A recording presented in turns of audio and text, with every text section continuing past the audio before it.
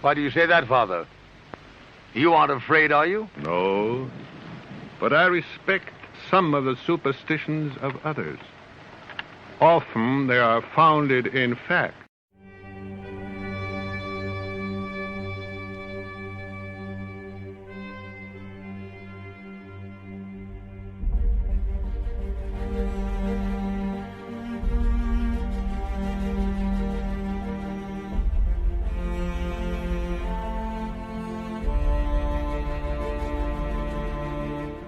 This is your time. This is your call to arms.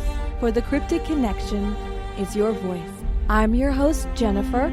And I'm your host, Stephen. Welcome to Cryptid Connection.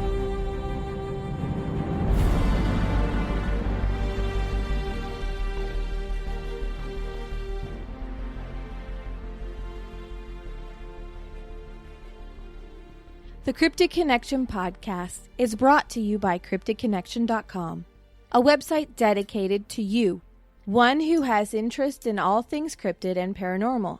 CC is a place where you can enjoy a hassle-free lifestyle and community of Bigfoot pursuit. All our podcast guests are members of the website. Stop by via the internet and visit. Guarantee you will start to feel at home. CryptidConnection.com.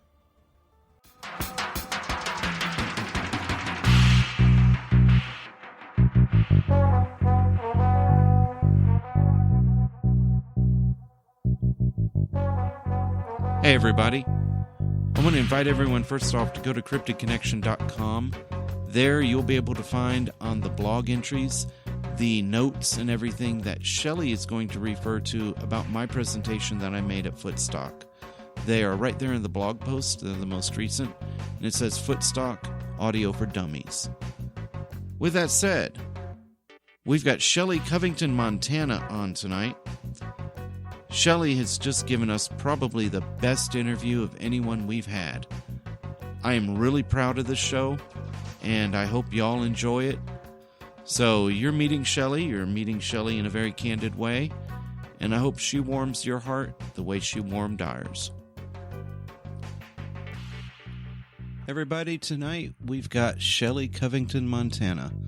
Shelly, welcome to the show. How are you doing? I'm doing great. Thank you for having me. All right. Let's start off with the basics. Got to get this out of the way for everybody. Who the hell are you? Well, that's a kind of it depends on who you ask, I think, first of all. But if you're asking me who I think I am and who I perceive to think I am is, first and foremost, I'm a wife of 33 years to my wonderful husband, Donald Covington, and I'm the mother of two great kids who are actually adults now, Lacey and Dylan Covington. I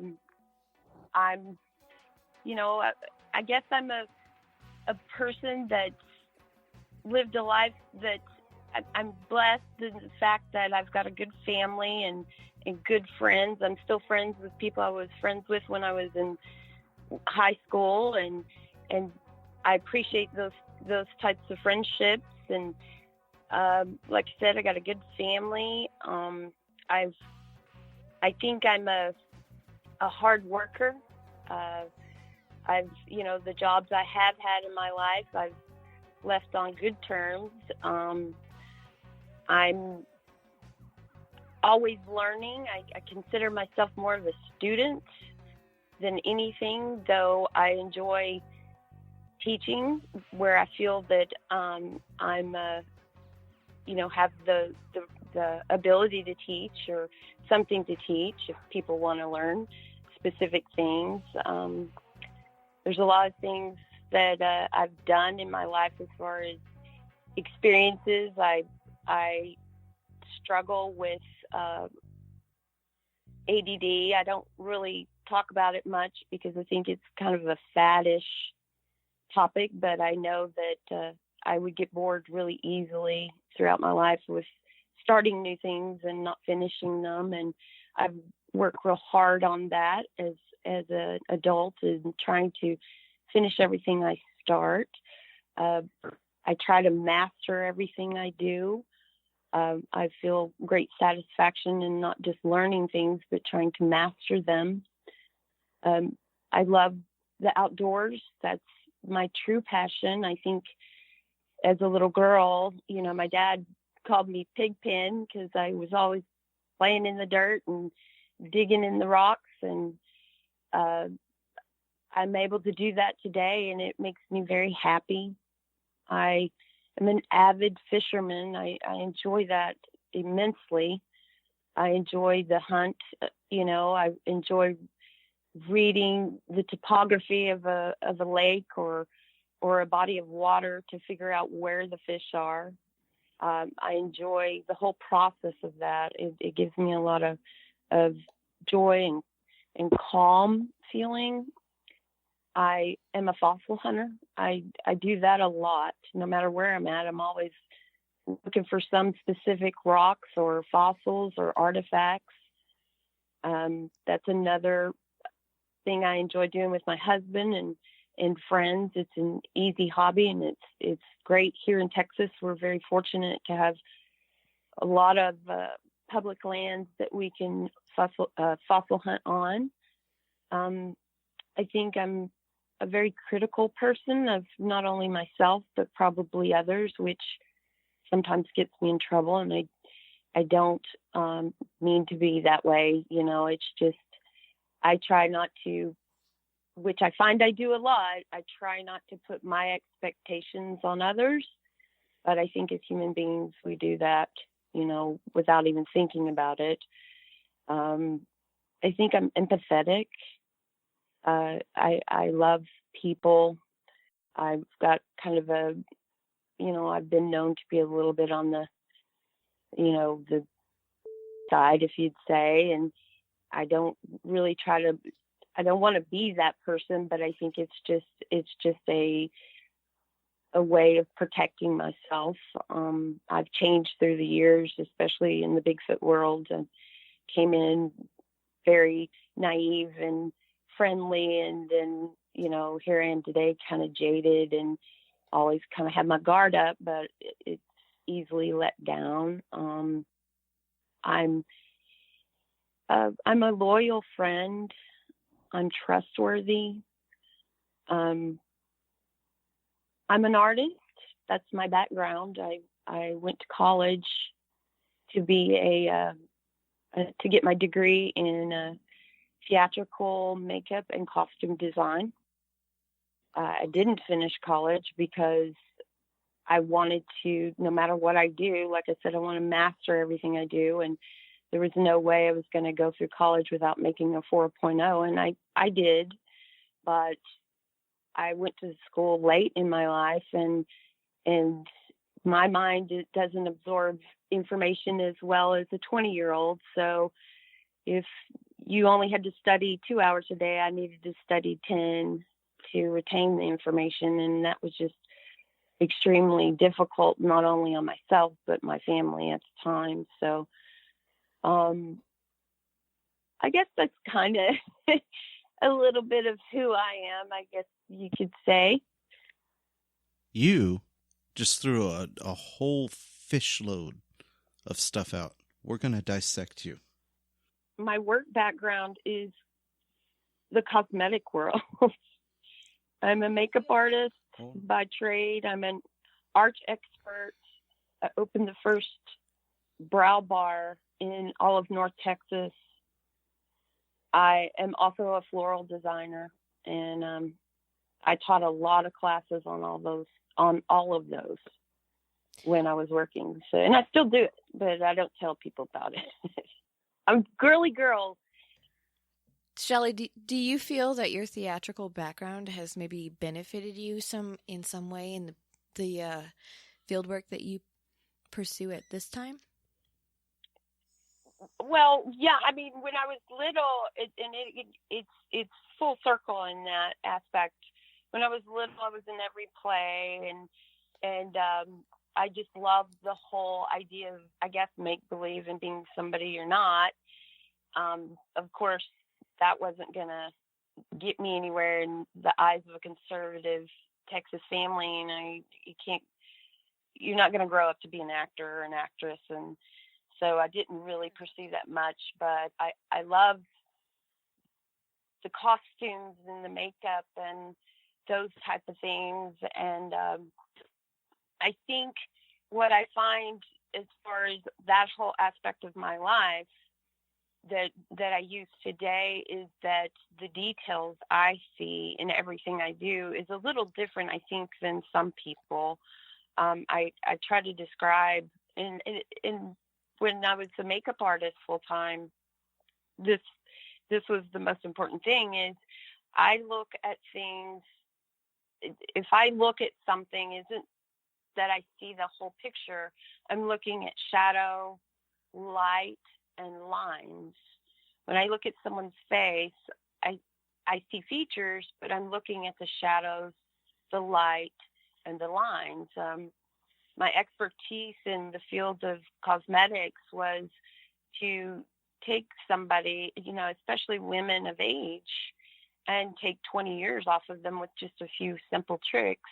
Mm-hmm. And I was very successful at that. And so I think I look at details that a lot of people don't look at.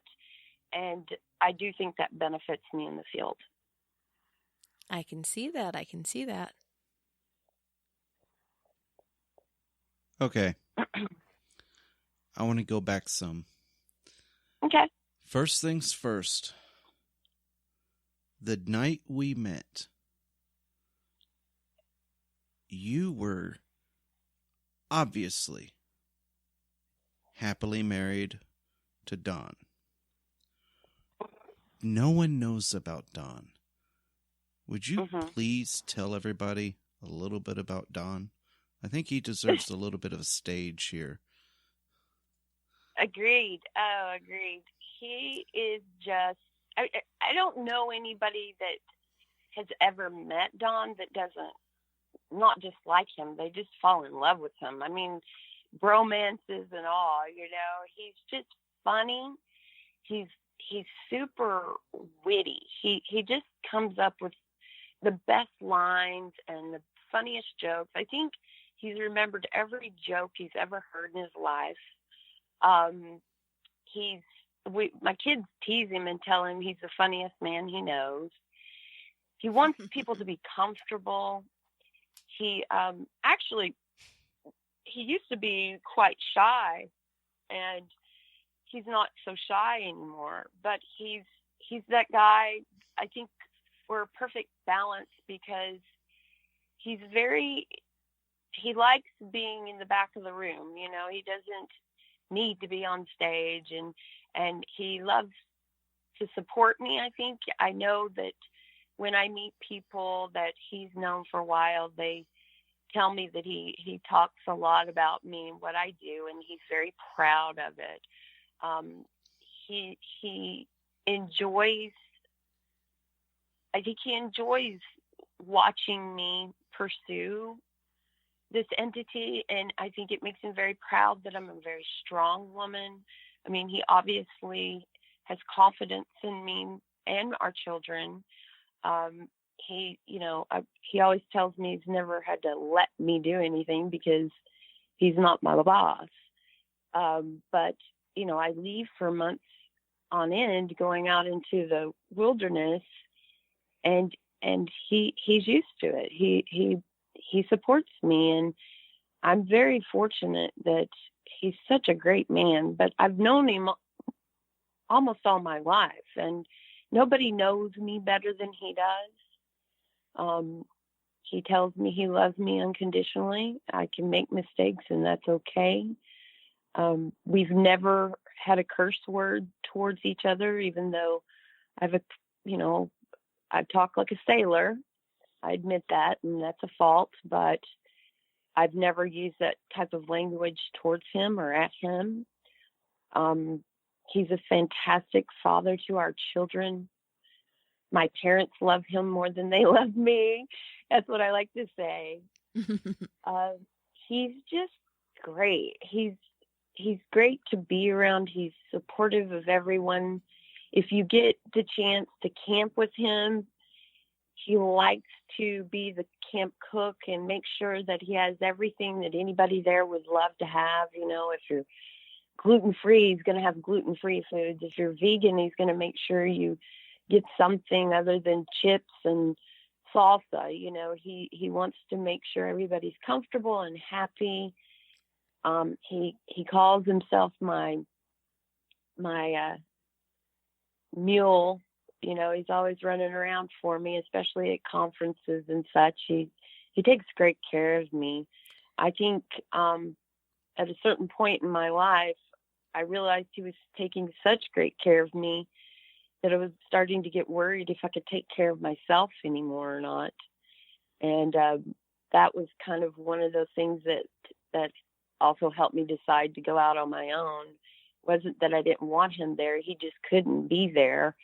And I didn't want to just stay home because he couldn't go. And he told me not to stay home. So I needed to, once again, feel like I could take care of myself. You know, he tells people, somebody asked him, he told me the other day, somebody asked him, how can you let your wife go out like that and do all those things? And he said, how can I bridle the wildest filly in the valley? And I thought that was just pretty incredible that Aww. He's so unselfish.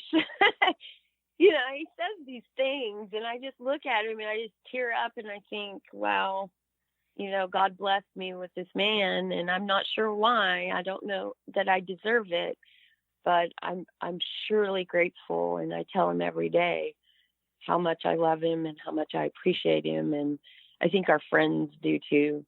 So well, that's my Dawn. As a parent of a special dietary needs child, my daughter is celiac. She cannot have wheat, oat, barley, or rice. She's gluten-free. In other words, right. I really appreciate that comment. Oh, yeah. And, you know, it's funny because you saying that, when I go to Washington, I have a lot of friends out there that are gluten-free or they have celiac. And so I try to always carry, you know, those kind of products with me.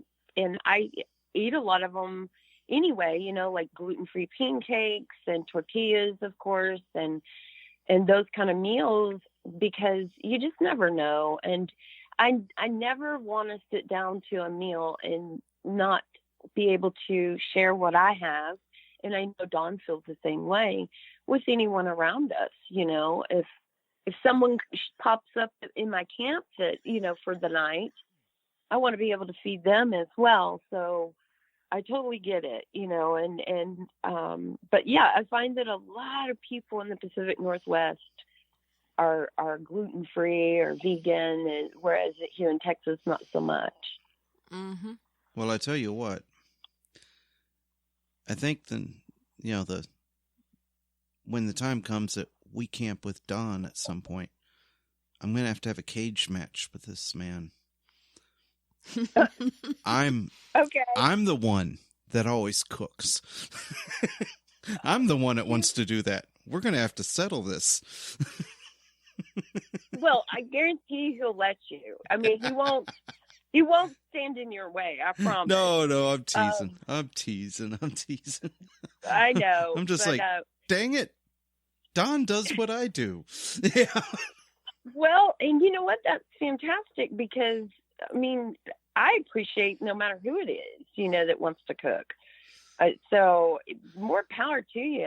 I think that's awesome.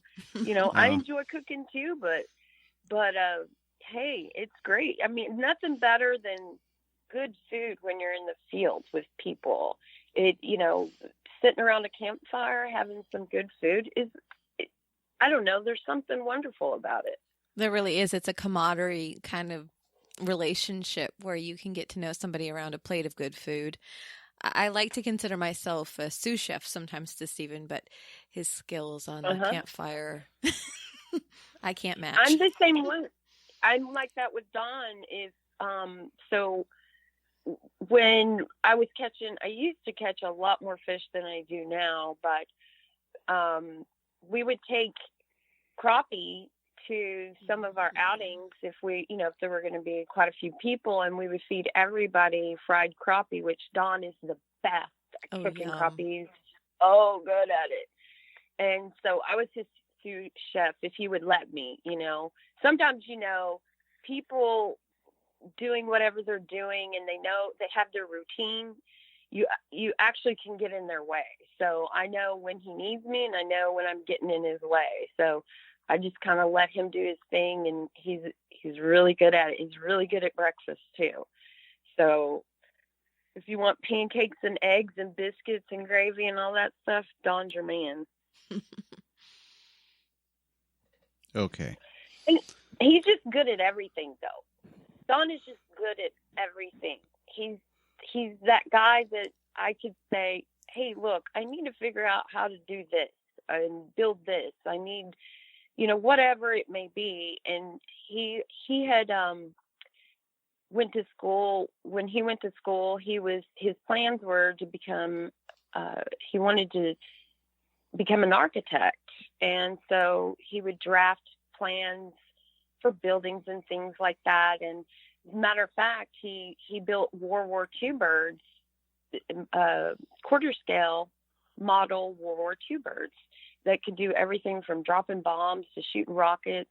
And these are exact replicas inside and out. And I watched this man for years take just some plans and build them from just flat sheets of balsa wood and cut out every rib in the wings and the cockpits and all the little tiny lights, and the landing gear would work and the motors. I mean, it was amazing watching him. He was just so patient and detailed. And the only thing I would help him with was I would usually paint the pilot, because I could paint the pilot, or paint the outsides of the plane and use an airbrush. I've always had an airbrush, and so we would collaborate on those projects, that he did. And these are just the most beautiful World War II birds. And I think the largest one he worked on and built, he had bought it semi-built, and I think he finished it out, and it was I want to say it was a B-24, and it had 4 lawnmower engines on it. It was so big. So he was doing true quarter scale. Because if he's using lawnmowers, he was doing quarter scale. Those can be really large models. I mean, that's a trailer. Mm-hmm. Oh, he built a building, an A-frame barn-style building. We had built a house in the early 90s, and so he built this 2-story A-frame building that just housed these planes.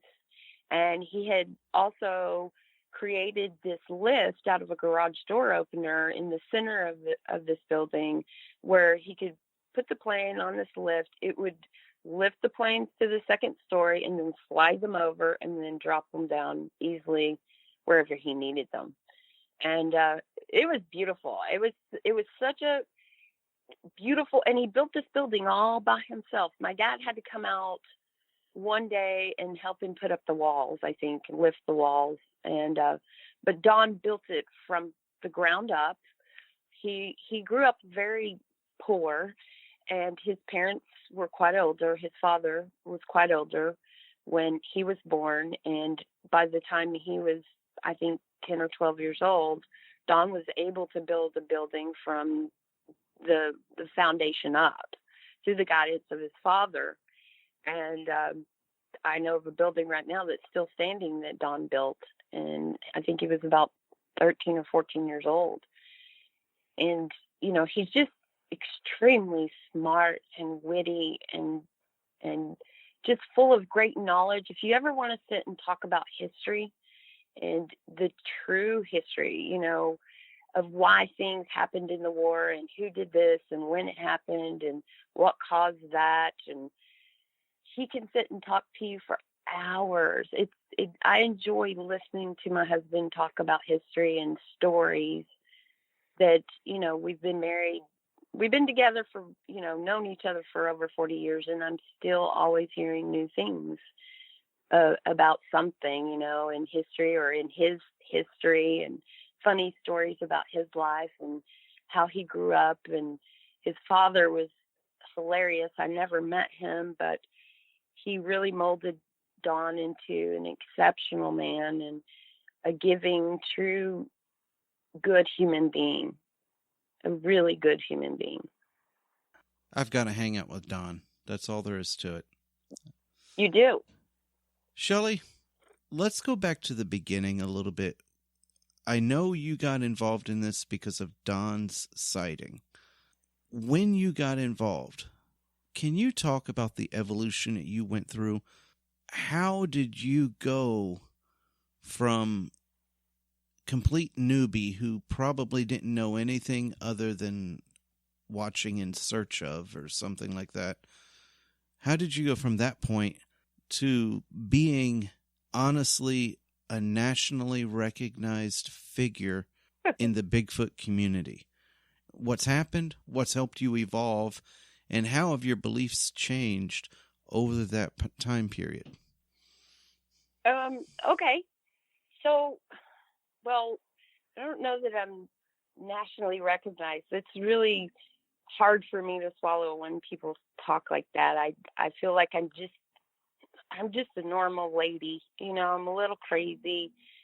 I'm a good person, but I think, when this all started with Don's encounter and we figured out what he was talking about after all those years of him telling me the story and not knowing what he was trying to tell me. And I figured that out and asked him, and if he was talking about Bigfoot, and he, of course, told me he didn't want me to think he was crazy. And I knew then that I needed to pursue what he was talking about, because he's not a liar. He's never lied to me. He's never had to. Why would he start with that? So, and like I've told many times, my children, they were still kind of in and out. They were in college and such. And I wanted to wait until they were pretty much on their own. And I started on the internet, searching day and night, everything I could. I kind of got into the Facebook world, just kind of peering in there, not really talking. Just, I didn't want people to know if I had joined a group, and I knew people could find that out. And I didn't want my family to know at that time, because it was just a fringed idea and I didn't know how they would take it. I really started watching a lot of YouTube stuff on Bigfoot at first, and everybody and everything. And I just noticed that there was a lot of, at first, just disbelief in what people were saying, as far as everything from interdimensional Bigfoots to gifting Bigfoots to talking Bigfoots to Spanish-speaking Bigfoots. It was just a whole lot of craziness, and no one was really talking about just basic wildlife behavior and natural occurrences. They were trying to make it into something I felt it wasn't, and that bothered me. I didn't want to delve into a world like that without some kind of guidelines of my own. I mean, I'm smart enough, and I've got common sense. And so, because if all these things are really happening, we would have discovered Bigfoot long ago, and I knew that our forefathers, who had been in the field for many years prior to any of us, had never talked about these things or seen these things, and that the species was probably just so unique and elusive and special that people were starting to just really apply their own belief and opinions out of ignorance, not stupidity, but ignorance, because nobody was really a specialist in a field of science that I could tell, other than people like Dr. Meldrum and Bindernagel. And they weren't saying anything crazy. And I knew that my family would expect me to be extremely critical-minded and about what I was doing, and to go about it as scientifically as I could. You know, facts are facts, and facts are proof. I mean, I wanted the truth. So I got really interested in how I could go about it as far as watching people pick up hair, let's say, and calling it DNA evidence or whatever. And I knew that the way they were going about it was kind of, you know, they didn't use any kind of instruments. They would just pick it up and then try to send it off. And if they were able to do that, it would come back possibly human contaminated. And so that's where I kind of got into putting together a wildlife DNA kit for myself, because what I noticed too was people were more interested in proving what was Bigfoot before disproving everything else. And I just wanted to be really careful not to imply anything as, you know, as far as my opinion on what was going on, because you really don't know. I mean, of course, if you're out there and you experience things, you have an opinion of what's going on, but you got to be really, really careful, you know, not to state that as a fact. It just doesn't work, and people are going to hammer you. And I didn't want that to happen. I wanted to always be truthful to the species. I think they deserve our best, and I think that's what really motivated me was doing my best without the true tools. You know, I wasn't degreed in science. I knew enough about wildlife because I'd been raised that way, and Dawn had taught me a ton. We'd been, you know, doing a lot of things ever since we got together and before then. So I could tell and that people really were just making guesses and feeling that it was correct. And that was fine, but that wasn't good enough for me. You know, I just wanted to do it the best way I knew how, and as far as science would expect of us to do, because of also people were complaining that science didn't take us seriously. You know, if you pull up any random Bigfoot YouTube channel, it's really kind of embarrassing. And I'm sure I'll offend people when I say that, but the scientific world just looks at us like we're nuts, you know, and it's because we don't take ourselves seriously, you know, and as enough to get outside of our comfort zone and force ourselves to learn, you know, learn proper scientific practices. I mean, there's so much more I can learn. I'm just barely scratching the surface of what I'm doing. And I've got tons of ideas that I want to implement into the field, you know, that I want to try, but I don't either have the money or the resources to do what I want to do. And I'm always trying to come up with a new tool for my tool belt. I think people, and I know for me, it was kind of like, well, what good does it do to just go out in the woods and beat on trees and do calls? I mean, you might get a response, but what is that making that response? How do you know it's an unknown entity, or what if it is true wildlife behavior, or what if it's environmental situations where, you know, trees are popping because of temperature change? I mean, I just wanted to give what I was doing value. And how could I go about that? And the first thing I did was create just a little wildlife DNA kit. And that kit kind of led me down the road of meeting people that had more information or were more well-known, I guess. And that kind of got my name out there. When I would introduce myself to anybody, say I got invited to the Olympic Project, I presented wildlife DNA kits to the members there as a gift of thank you. Thank you for inviting me. I'm very humbled to be here. And that grabbed their interest. They thought that was great and wanted to know more about it. I met Adam Davies on that trip. I'd been speaking with him, and he asked me to explain the kit, and somebody filmed it. And then the next thing I know, I'm in a blog that was pretty well known. And that was, I guess, kind of the start And then, I like to challenge myself and force myself to do things that I'm uncomfortable with.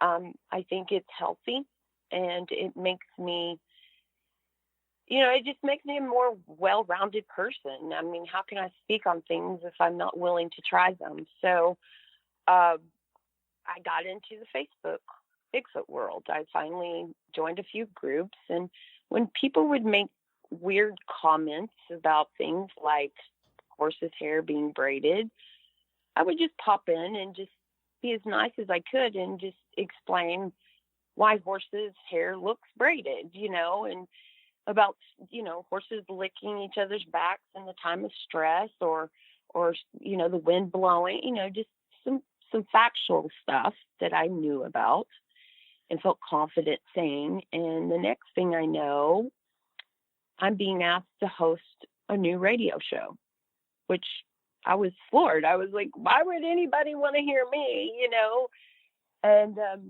it really came from just speaking with a critical mind and with some common sense, I guess. And so I, myself and Shane Corson, Mike Richburg, a couple others, put together a show called Cryptologic Radio, and that went on for a couple of years. And it was a good show. I liked it, but it about killed me. It was a lot of work. And so I admire people that, like yourselves, who delve into doing a radio show or a blog talk show. I've also did a show with Craig Woolheater called CryptoCast, and we actually were in a studio in Deep Ellum here in Dallas. I really enjoyed that. That was fun. I've co-hosted a couple other shows, and so once I started doing that, I guess my name kind of got out there a little more. Every host or every guest we had that I would interview, and I would try to get, I got Bendernagel on my show, Dr. Meldrum, Sharon Hill, the skeptic, author of the blog Skeptic News. I wanted really solid, good interviews. I also had, stories of some pretty fantastic stories and witnesses that were solid. Once all that happened, I would tell my guests, now, if they had an area, I would always say, now, if you invite me, I will come out. So don't be surprised, and they'd always say, yeah, come on out. And I would show up. And so I think I just kind of got known by being pretty bold and going out into the woods a lot, anywhere, all over the country, anywhere from Ohio to Florida to the Pacific Northwest, anywhere anybody wanted me to show up, I was willing to do it. And then the next thing I know, I was speaking at conferences, which I do quite a bit, and I enjoy them. But I'll tell you, I'm nervous every single time, and every time I do a radio show, I'm nervous every single time. So I kind of guess that's the short version of it all. I guess if that answers your question. I don't know if that qualifies as the short version, but I think I'm sorry. I think it definitely answers the question.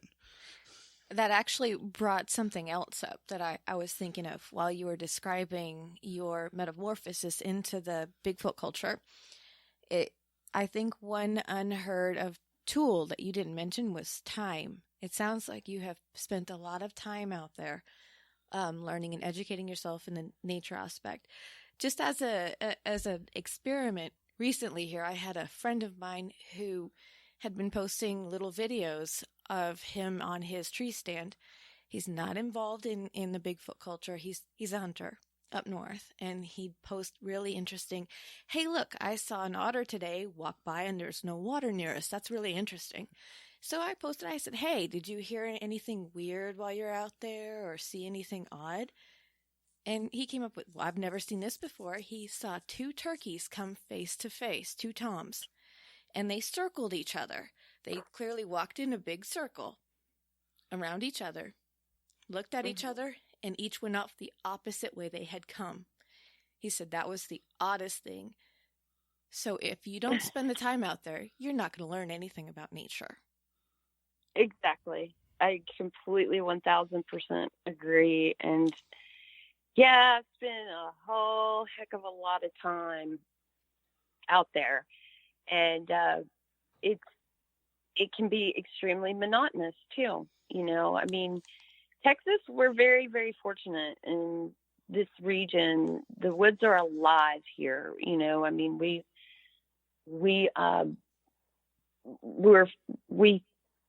I guess what we have is a lot of wildlife is clustered together, because we don't have a lot of piney forests, and most of the areas here in Texas are privately owned. So if you get to go out on public lands, it's usually a lot of people there, but there's also a lot of animals, and whereas in the Pacific Northwest, there's a lot of regions where you could hear a fly poop. It is so quiet at night. And so there's a lot of monotony in certain regions, and specifically the Pacific Northwest for me, where I had my encounter. I go there constantly. I can't help it. And it can be so quiet. It's deafening. It drives you insane almost. So of course the fire helps, that the crackle of a fire is soothing and comforting. But when July comes around, then there's usually fire bans everywhere, and I'm out there till October. So from July to October, I usually don't get to have a fire unless I'm in the quote unquote wilderness. But you have to hike into those areas. But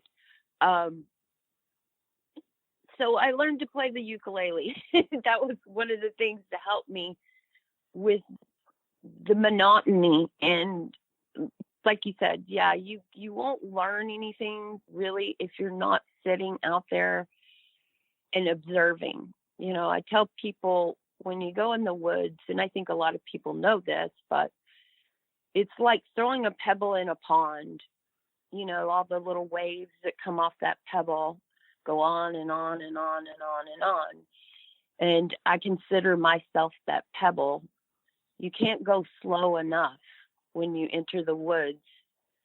But when you do, if you'll just sit still for 20 minutes, the woods will come back alive for you. And you'll start to see things that you maybe, all the little creatures stopped when they heard you a mile away coming in. But once you sit still and they're quiet, then you might get to see something you've never seen before, never heard before. But yeah, you gotta be in the woods. That's what I consider my classroom is the wilderness. I learned a lot, don't get me wrong, from books and other people, and obviously the internet's a good source, and I don't care what people say. I think Google is fantastic. It can be harmful, but it can be great. But getting in the woods is really your best teacher, in my opinion. Shelly, when you go out in the field, you mentioned having your toolkit, and I know that you're using it as a phrase, but can you tell us actually what you have in your toolkit? What are the tools you think you use? Oh, yeah, absolutely. I mean, so when I step into an area, I always have a recorder on in my hatband, or I wear my headlamp around my cap, and I turn on a recorder and stick it in my headband. Because if I hear anything, I want it to be recorded exactly the way I heard it, at that same moment, in that same place, as close to me as I can. I also throw out 3 to 4 other recorders if I can. But if I'm hiking, no matter where I go, I don't care if it's to Tom Thumb to buy groceries, or if I'm in the woods, I always have casting material in my truck. and a DNA kit, a wildlife DNA kit. I always have a measuring device, a headlamp, recorders, pencil and pad, of course, my cell phone to take pictures. Used to, I had a whole lot more equipment, and I do carry that in my truck. I always have a knife, but on my person, I try to be as lightweight as I can. So it's just, I find that the need for too many things can almost hinder you. But casting material, DNA kit, recorders, headlamp, a knife, measuring tool, water. That's pretty basic, I guess, is where, but I always have those things. Oh, and a fire striker. I strike every fire I light. I love building pits and things like that. I enjoy the making of fire and the pits and custom pits and what they mean, but that's getting into another subject. But I think that's probably the basics I carry. Okay, those are the basics. And I get really frustrated. I just want to say, when people tell me they found a print or an impression. Now, I always call whatever we find as an impression before I'll ever call it a track, because we don't know if it's a track until we pull that casting or it's just that perfect. But I get so frustrated when people say, yeah, I found these beautiful tracks. And I'm like, did you cast them? Oh, no, I didn't have any casting material. I'm like, why not? It should be in your vehicle at all times. You can carry that. You can carry 4 pounds of casting material in a 2-pound gallon or a 2-gallon bag, double bag it. You can mix in that bag, snip the end, and you can cast anything anywhere. Even if you have to walk back to your truck. If you really found what you feel is a track, why tell anybody about it if you can't bring back something to show it? And plus, you're going to read 10,000 more things in, or be able to see so much more about that impression once you pull it versus just looking at it. I get frustrated when people tell me that. I just don't understand it at all. No, that's fully understandable. I used to try to carry casting material all the time in my bag when I was out walking. And that got old because you don't need it that often. But it is always in my vehicle. I've always got it in camp. And so I'm right there with you. You find something out there, you can geotag it, then you can walk back, get the casting material, go back out there and properly document that thing. And right. And we're not talking just casting with that. We're talking photographing right. with scale and multiple angles and everything, and photographing the area around it, measuring it, all that. Well, the thing for me is I do try to carry casting material on me, and that's why I try to keep everything else minimal, because those things, that stuff weighs a ton, right? And you're carrying 4 pounds. 4 pounds is a lot of weight in a backpack. And that's why I made the DNA kits to be super lightweight. I wanted them to be lightweight, but completely, I wanted everything in that kit to no matter what you came across, you had something to collect it with properly and to be able to contain it properly. So for me, the thing is that I preach a lot about is you should be practicing on all kinds of things.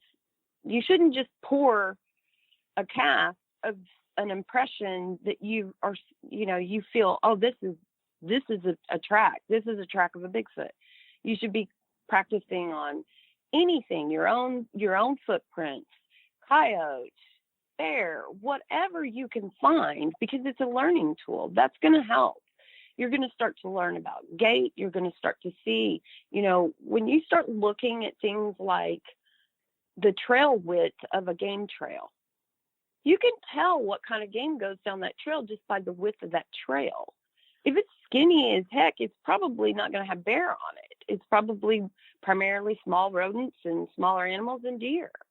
That's one of the things about track and sign that you learn. And when you're practicing, and I always tell people, you may only once in your life, if you're lucky enough, to come across one Bigfoot track. And are you going to mess it up because you didn't practice? You know, and I know people, I guess they feel it's not needed, but if you've poured enough castings like I have in different types of substrate, you do need to be practicing. We all do. I do. I'm constantly trying to practice. And especially in super fine, dusty substrate, because that's where a lot, you know, here in Texas, we get, you know, we have clay-based material, so our tracks of wildlife here are really pretty good compared to the Pacific Northwest. But in the Pacific Northwest, there's a lot of dry areas too, and very silica-type sandy areas. And that's where I've poured most of my tracks. And let me tell you, it's not easy.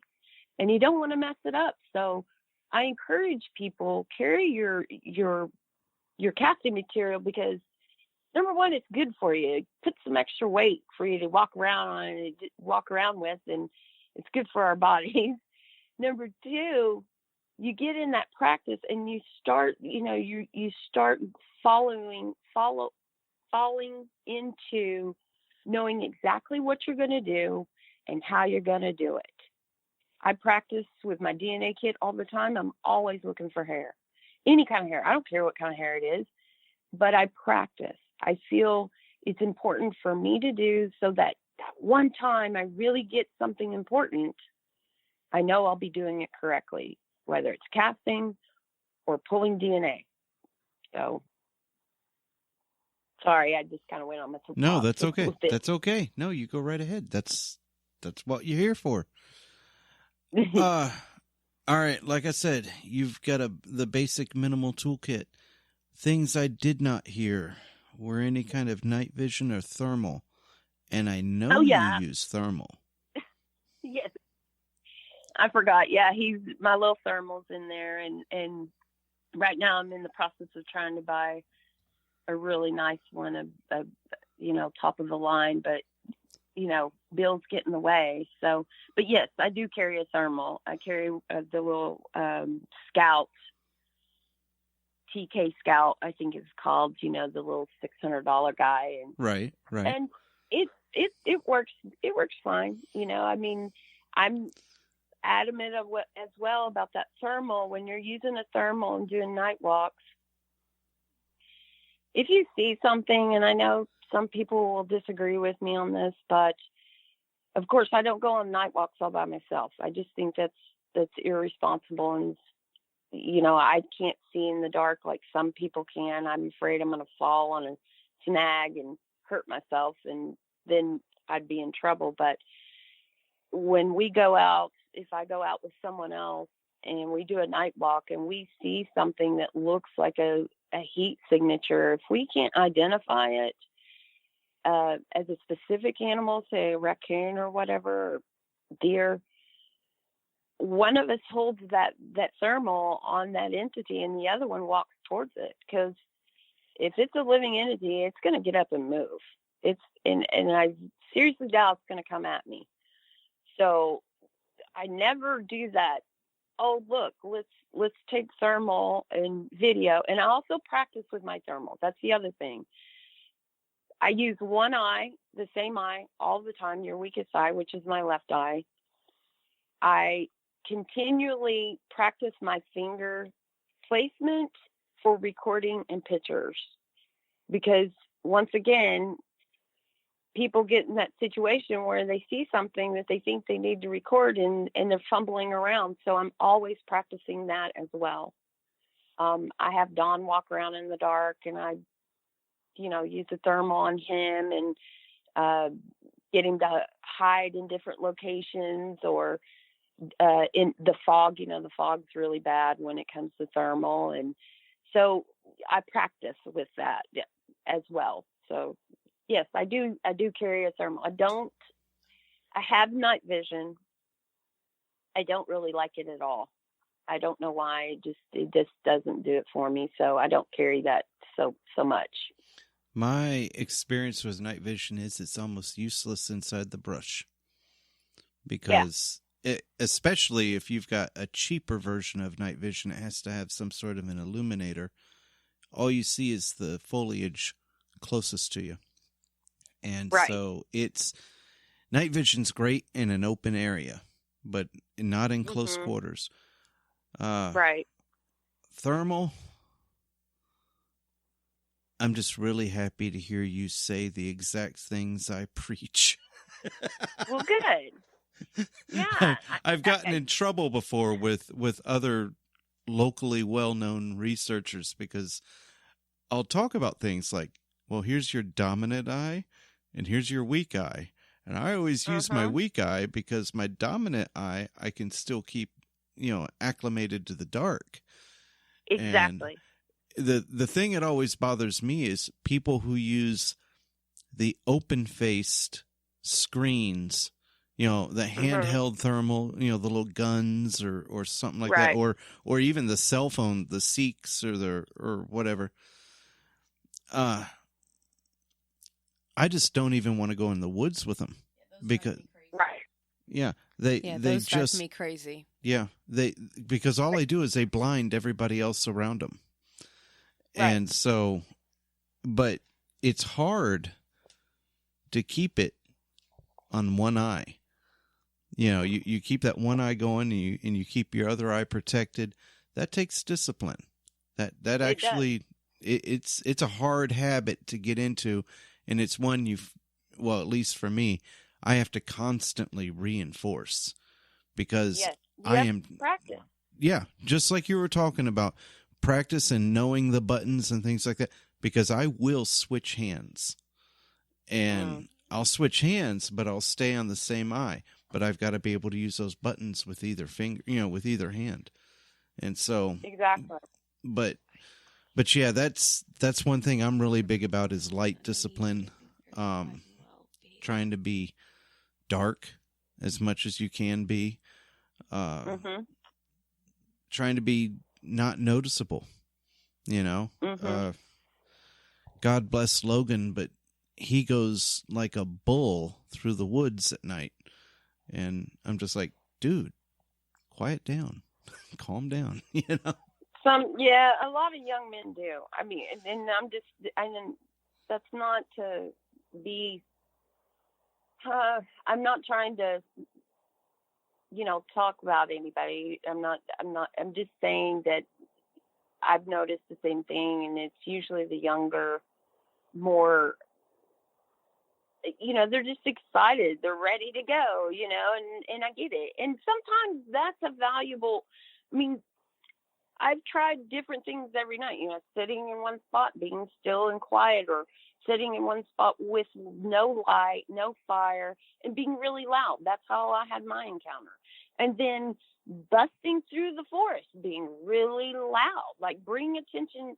I never think we're ever going to sneak up on a Bigfoot, ever. I think no, never. Never going to happen. For me, I feel like if they're as curious as, a lot of people think they are, or, and it's worth trying to create some kind of commotion for them, especially at night, for them to come down and see what the heck's going on. That's how my encounter happened, and it worked. But when they were done, they were done. They could care less after that. But,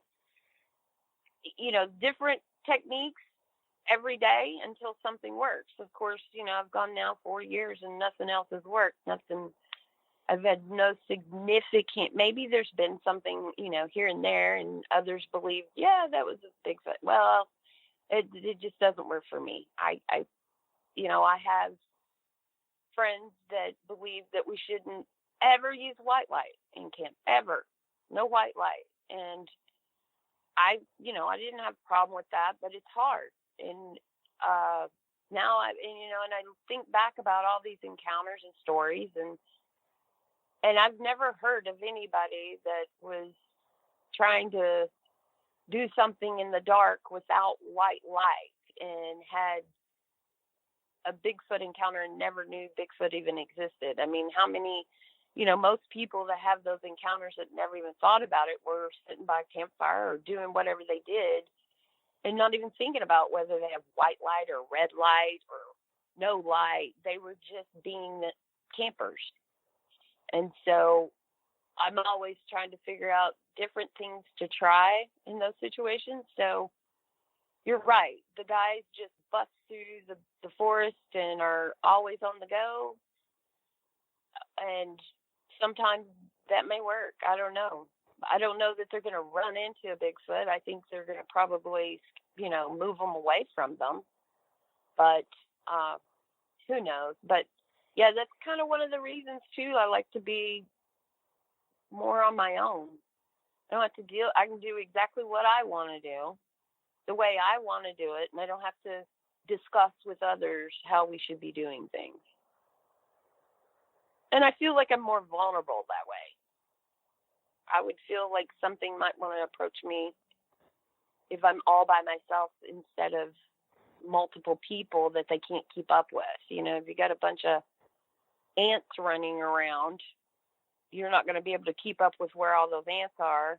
And I feel like they do look at, I do feel that in the primate world, I know for a fact that they've done studies with chimpanzees that will not approach another troop or attack another troop if they're outnumbered. So for me, less numbers is better. That makes perfect sense. However, let's hope you're not trying to invite an attack. No, absolutely not. But I will tell you one other thing about equipment, and that my rooftop tent, I think I love it for many reasons. It got me off the ground out of that tiny tent, even though I still use the tiny tent when in need.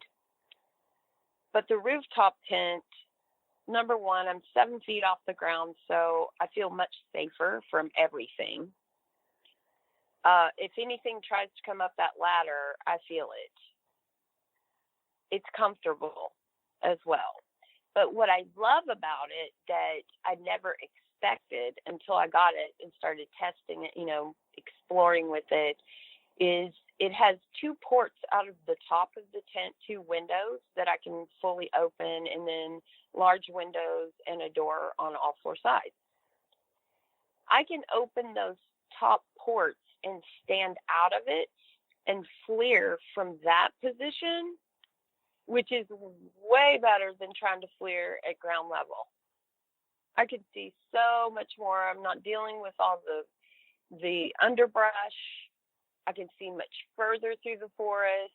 It's such a benefit. And it also is a benefit with my audio because I put a recorder inside my tent with 2 speakers, not 2 speakers, I'm sorry. I have a double mic that plugs into any recorder I have, and I can put those mics out of each window and make them directional. So I love my rooftop tent because it gets me off the ground and it really increases the ability to use my FLIR a lot more efficiently. All right.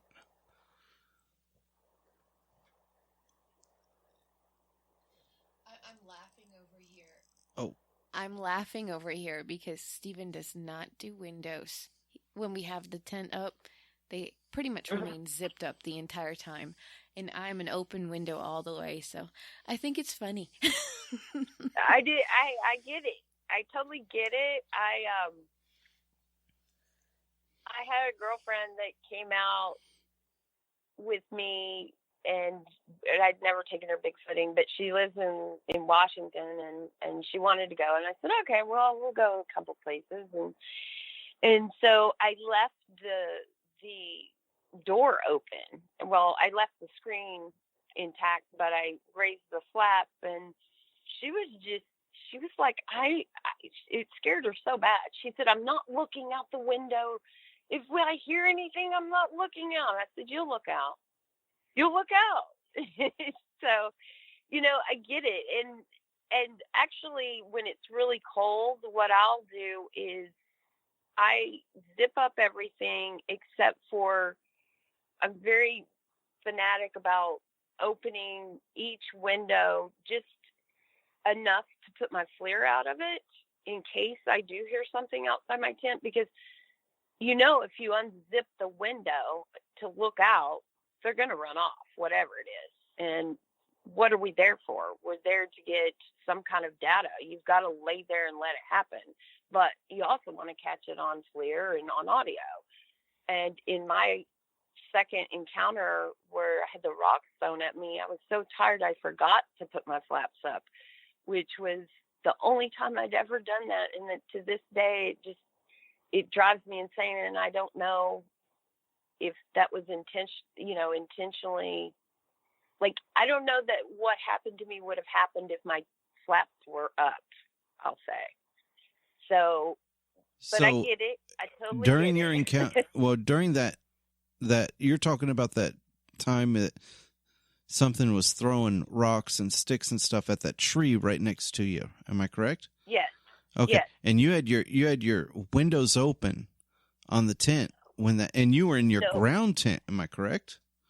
Yes, but I did not have my windows open. That's the thing. I normally always did. And yes, I was in my ground tent,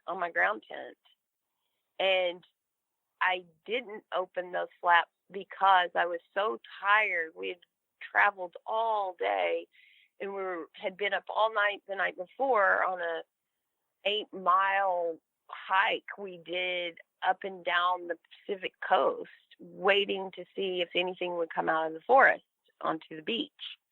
So we didn't get to bed till about 5 o'clock in the morning. And then we got back up at like 10, packed up and drove all the way across the state back to where we had we had the encounter 6 days prior.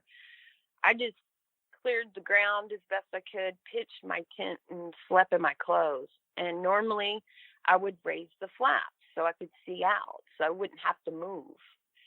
And that was the one time I did not do it. And that I regret it to this day. It bothers me. I think about it all the time. So, I didn't. You hinted it. There's a possibility that may have been one reason why you had the activity you did. Am I correct? Right. Yes. I don't know. That's what I'm wondering. Did that happen? Would it have happened if my tent flaps had been up? I don't know. Do you usually keep a kind of a night light or something like that in your tent at night? Or do you stay totally dark? I usually keep a red light that's very, very dim. And reason being is so that because I lay everything out in my tent exactly the same way every night. So I know where everything is. I know where my handgun is. I know where my FLIR is. I know where my recorder is. And usually I have a recorder placed in the top of the tent, and then I may have one next to me.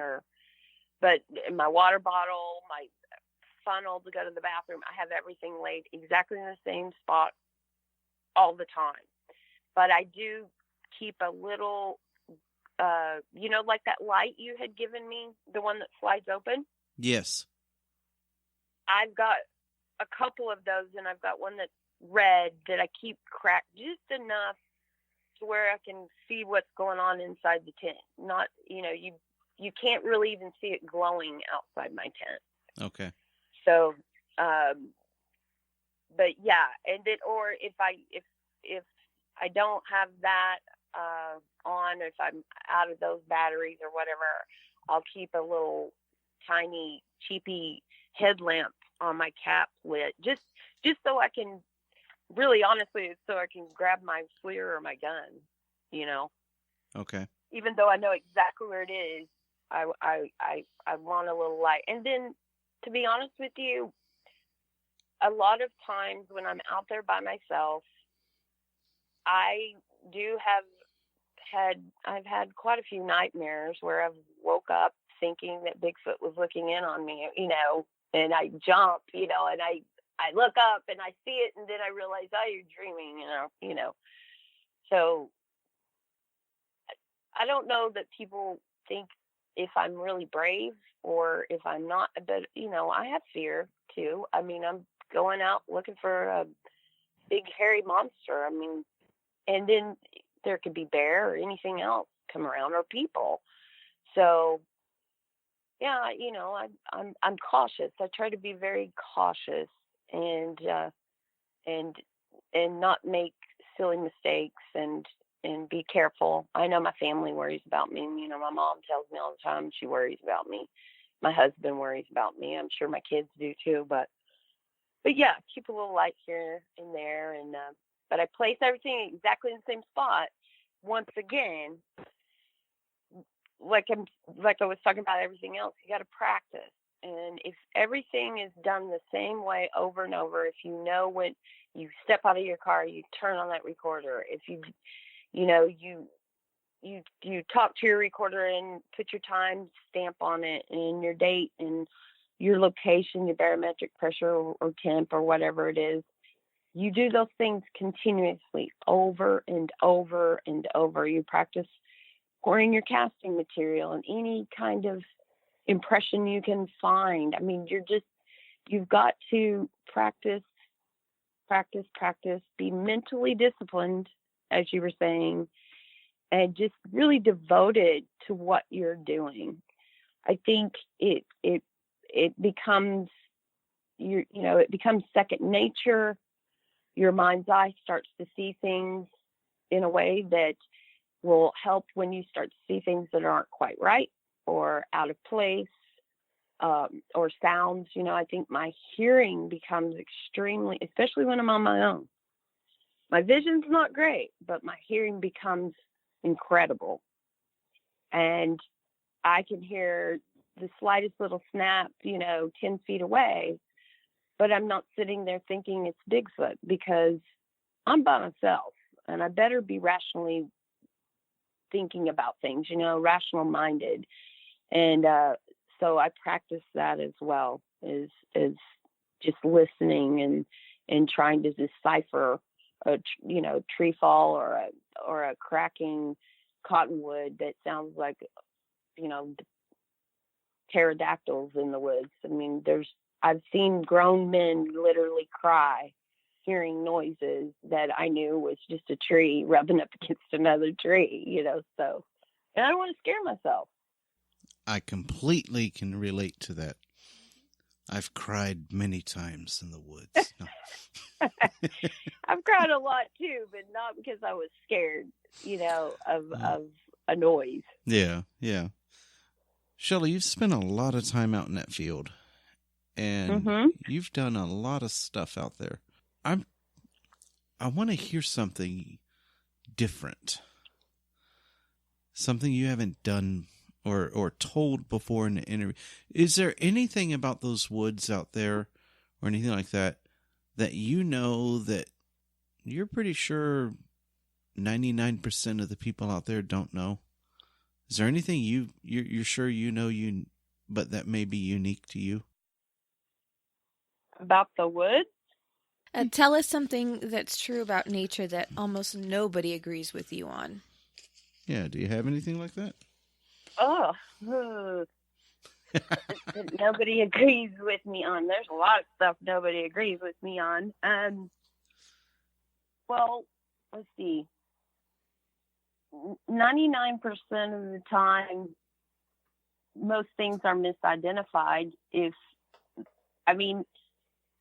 Everything is, and I'll say this, it's not that other people don't know, it's primarily what Bigfooters don't know. And I know that offends people, but it's simply because people only are comfortable with their own knowledge. They don't venture out for new knowledge in the right places. I think sometimes, we tend to ask others in our groups what they think, and that can get us in trouble. And but I do know for a fact that the morphology of the body of all living creatures has a purpose.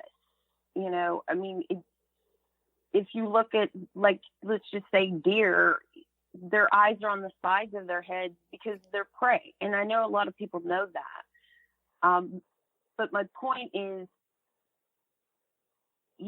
predators, they're forward-facing eyes. And then, animals that smell really well have a longer snout, and those that hear very well have larger ears. But there's also things about the shape of the skull that is extremely important. The shape of the body, the weight of the front of the body versus the back of the body.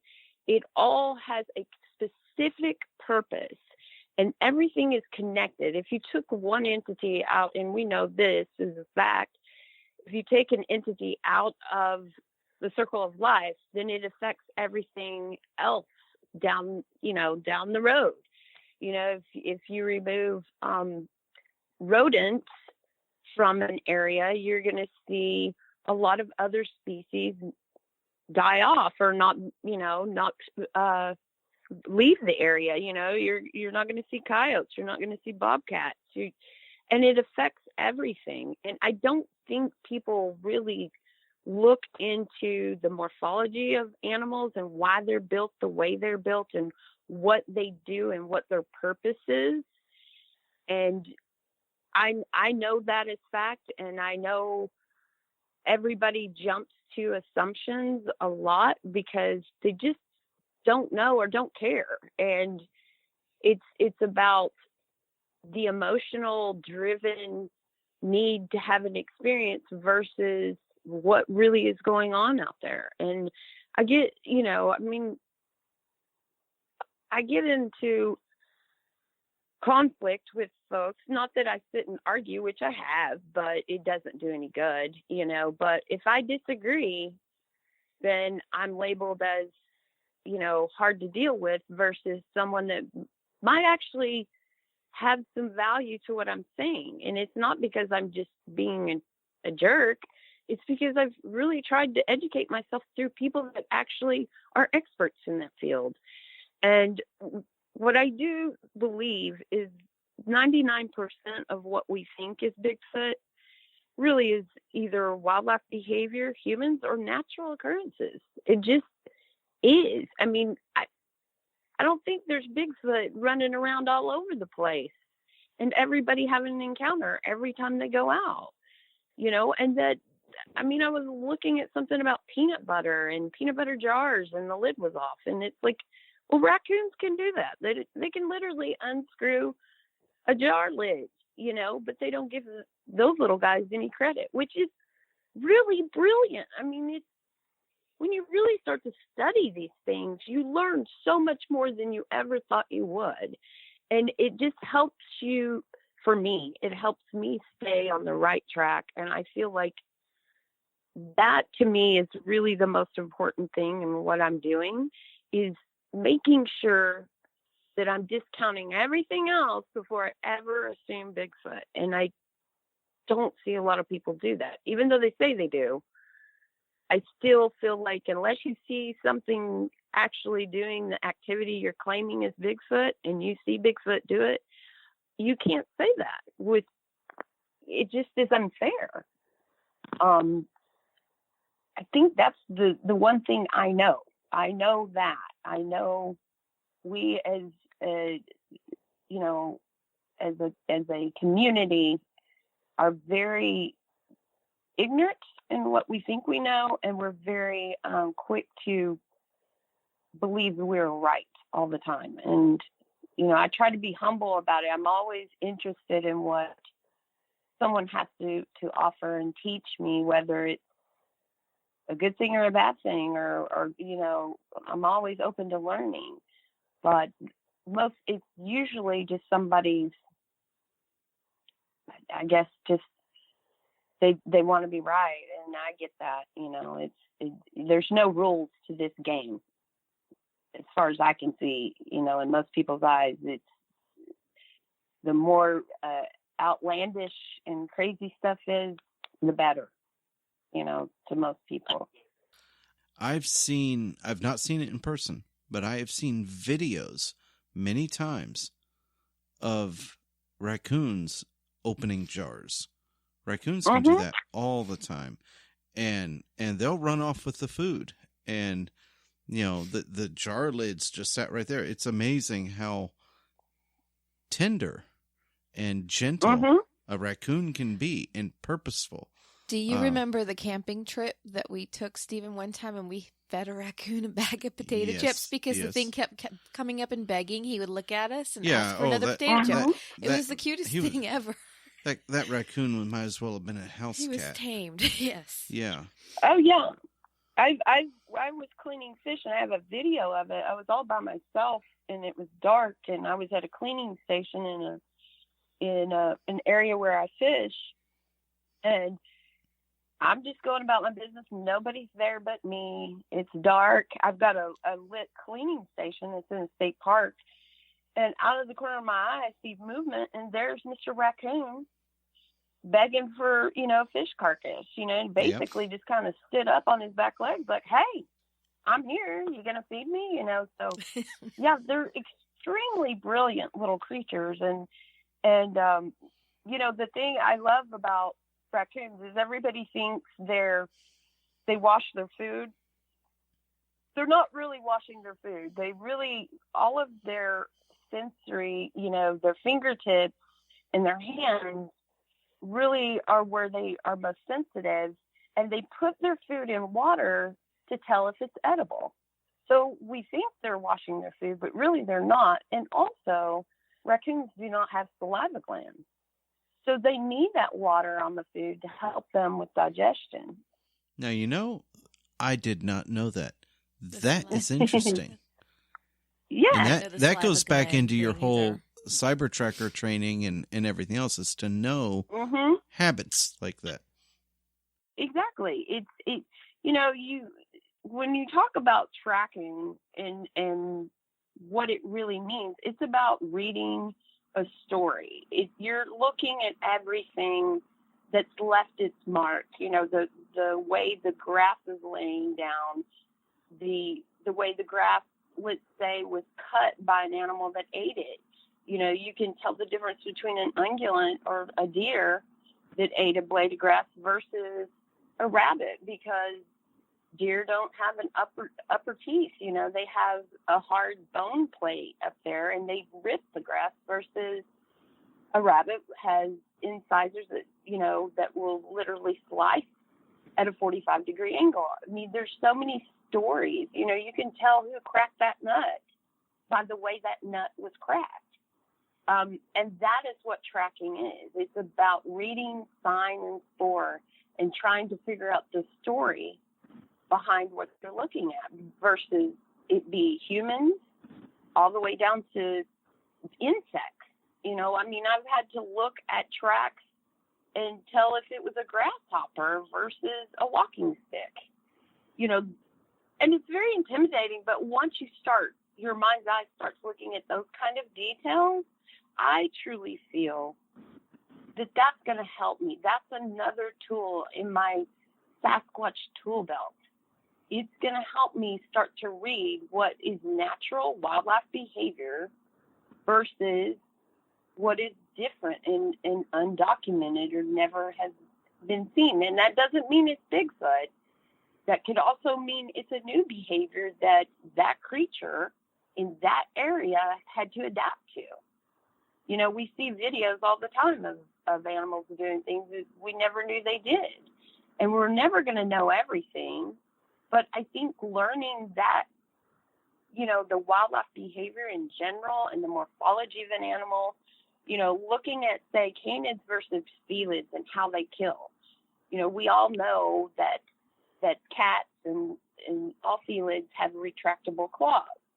So when they go to attack, they grab their prey with their claws, whereas a canid does not have retractable claws, and he grabs his prey with his mouth.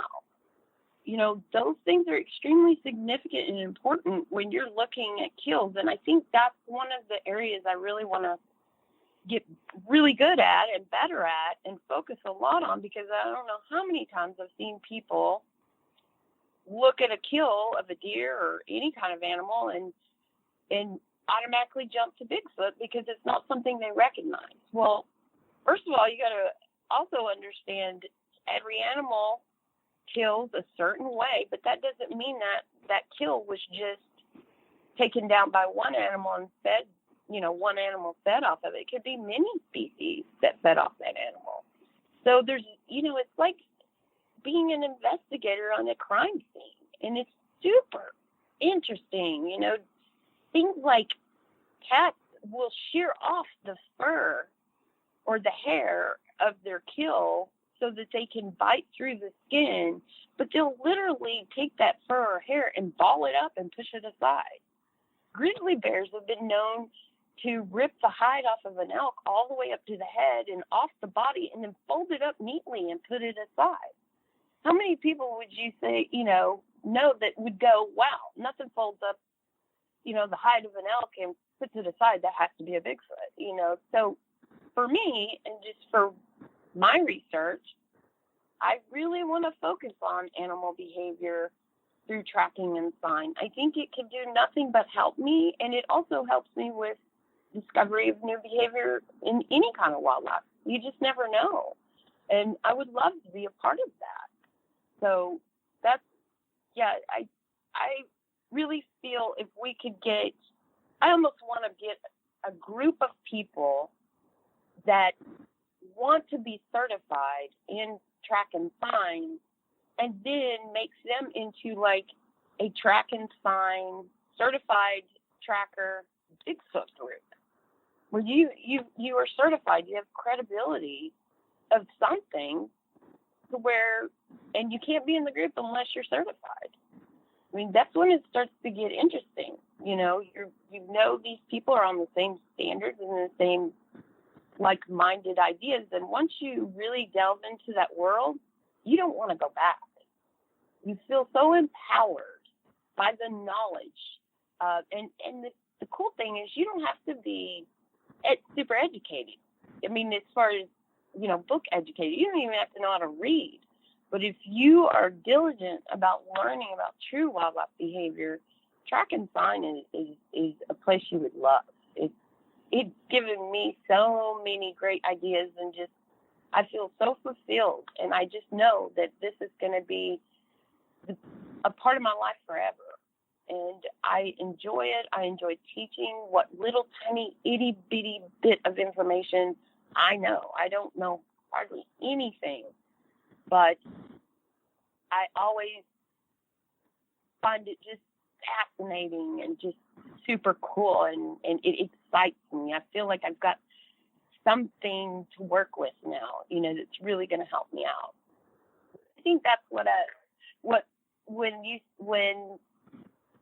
you ask, what is it I know that nobody else knows about the wilderness, and it isn't that I'm the only one that knows that. I just feel like the majority of people that are trying to do something in the woods, that's one thing they don't realize is how important wildlife behavior and the knowledge of it through track and sign can be, how important it can be to their research, and they can obtain it.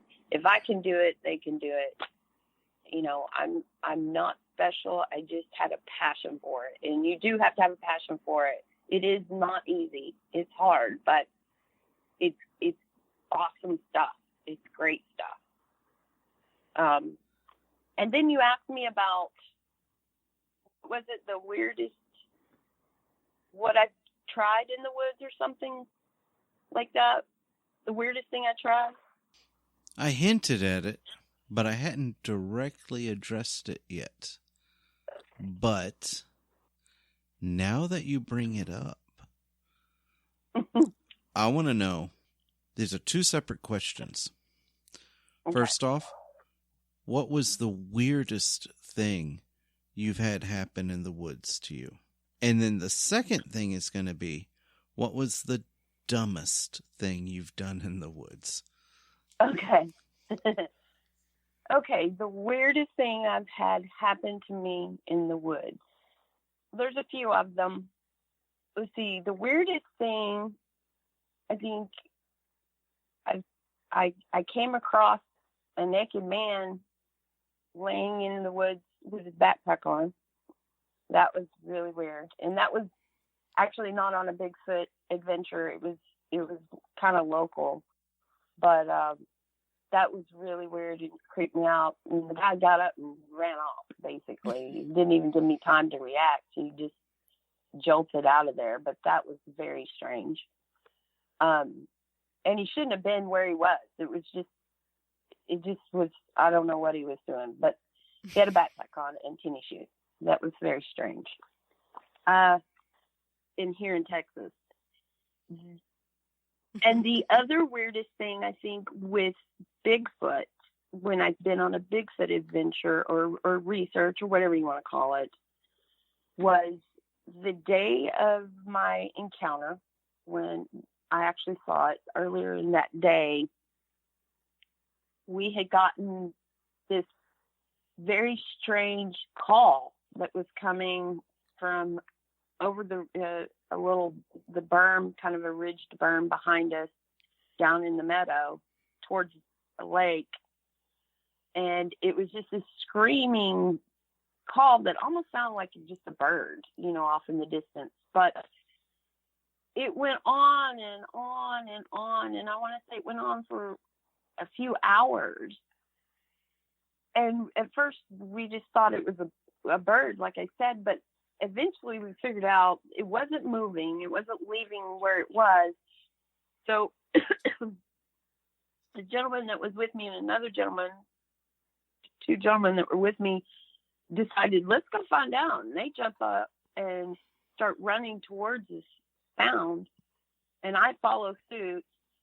And it was a coyote standing there at the edge of the meadow or in the grassy area, screaming this weird call I'd never heard a coyote do. And there was an elk, a female elk, laying there not, 40 yards, I guess, from it. And it wasn't moving. The elk, she wasn't moving, nor was the coyote. And he didn't move. He really didn't even care that we had showed up. And he was just making this call. And to me, it seemed like he was trying to call for help to kill this thing.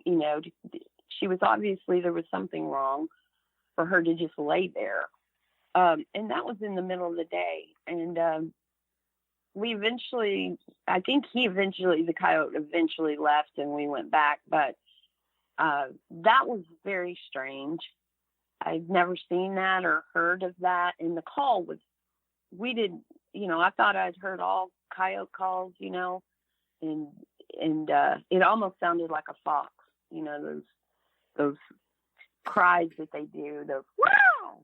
It was similar to that, and I would say that's the weirdest thing that's happened to me. There may be others, but that sticks out in my mind because I think it's associated with that day. Let's see, the dumbest thing I've ever done. That's right. And I've asked you this before. I'm curious if you're going to give the same answer. Yeah, because it really, I'm sure there's a lot of other things I've done that were pretty dumb. But to be honest, I think this one is just out there. Because I've tried a lot of things, and I tried everything people have told me to try. Not so dumb, but, just experimenting. But one of the things I used to do, and I did it a few times, and this was in the beginning, when I was hearing people talk about, women being in the woods and being, during their cycle, be careful that could attract Bigfoot or probably other wildlife. And the pheromone thing came into play and talk about that. And so I really didn't buy into the a woman being on her cycle attracting a Bigfoot. And I thought if there's any truth to that whole idea, it would be during the ovulation period, which is the week prior to a woman's cycle. So I would ask my adult daughter while she was ovulating to please urinate in a jar for me. And she would do it. She didn't understand it. She thought I was a nut. And I would take jars of her urine out to my campsite and pour it around my camp. So that's to me about the dumbest thing. You know, I don't know, it could have been dangerous or not, but it just sounds ridiculous, you know. And I think she thought it was pretty ridiculous. Don would just look at me and shake his head, but yeah, so I think that's probably the dumbest thing I've ever done. I'm going to say that's weird. I'm going to say that's off the wall. I'm going to say it's outside the box. But I'm still going to give you kudos for trying, for just, that's dedication. And I'll tell you what, honestly, I remember that time period when the whole pheromone thing and the female ovulation, all of that was going on. That was several years ago. There were a lot of people that were trying similar things. Okay? Right. You did it correctly. And I want to say that you did it correctly because you're right about the timing. You're right about getting the scents and everything else. If it was going to be in play, that was the time.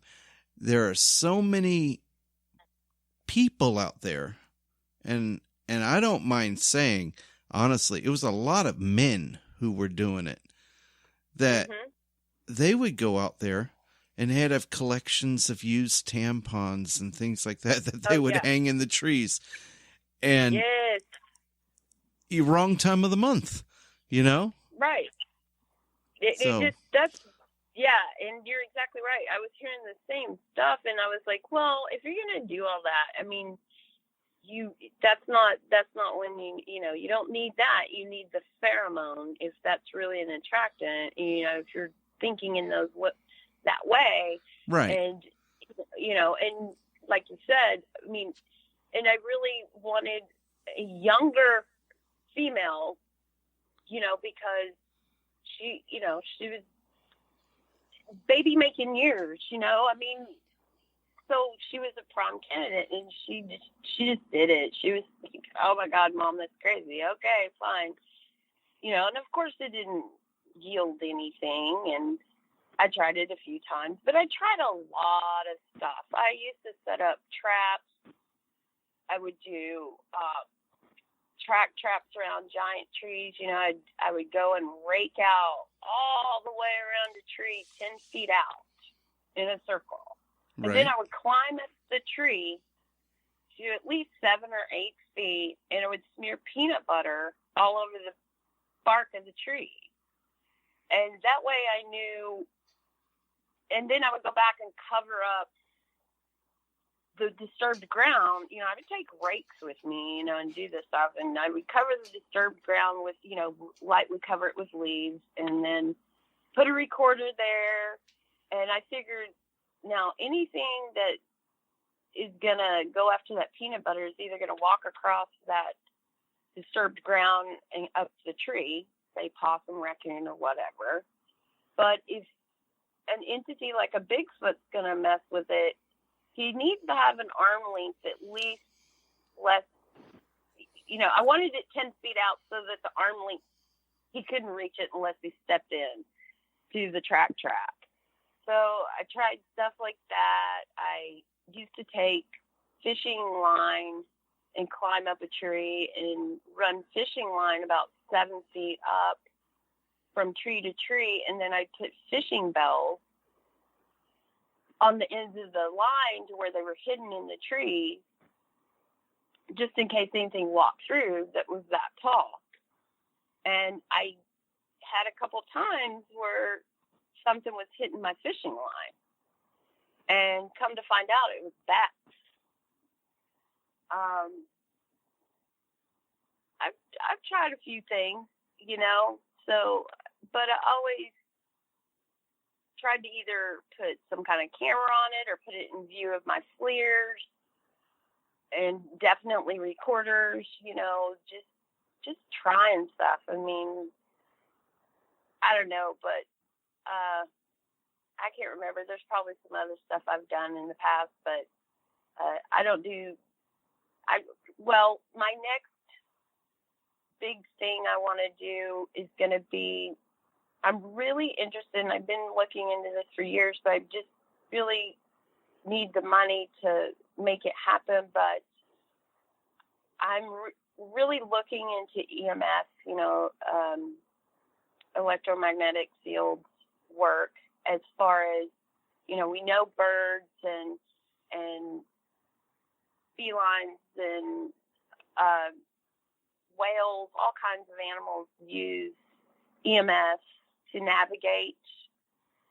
They also use it to hunt down prey. And I've been looking into what mammals actually have possibilities of EMF, and I just found a couple of studies and articles about the cryptochrome, which is certain, I believe, and you'll have to excuse me, but it's certain types of cells in primates' eyes, specifically orangutan, and also canids. And they believe that there's a possibility of them using it for EMF. And so what I would like to do, because you always hear about the game cameras have IR light, and that these creatures are seeing IR light. And I'm more interested in, if it's not so much the IR light, but maybe the EMF that these cameras are giving off, and also the smell of the camera. And I found that I have a hex suit to cover my EMF, because it's proven studies that turkey hunters, bobcat hunters can be sitting there in the open with just a hex suit on, and it's not really camouflage at all. But these creatures, these animals will come right up to the hunters. They know something's there, but they almost can't see them because the EMF is being blocked. And so I'm interested in doing some work on that field and taking carbon fiber paint and covering my cameras, some with and some without, and really trying to deploy them deep into the wooded areas and see what comes of it. See if there is any results of animals actually being able to. I don't know enough about the science. I want to delve more into that, but I think it would be kind of fun and interesting. I figure what I would have to do is get a meter, an EMF meter, right, and basically test to see how well the paint or whatever it is I need to do to cover the EMF, and see if that, that's what I'd have to do. So, I was thinking about Anne the other. I was like, she used to be a ghost hunter. I'm sure she has an EMF gauge, or I actually have one sitting over here in front of me on my desk right now. I want to go back a little bit. You asked about you mentioned morphology of animals. And that brings up something I want to get your opinion on. You study the morphology, and for people who don't understand what that is the body design of an animal. Animals have a specific design for a very specific reason.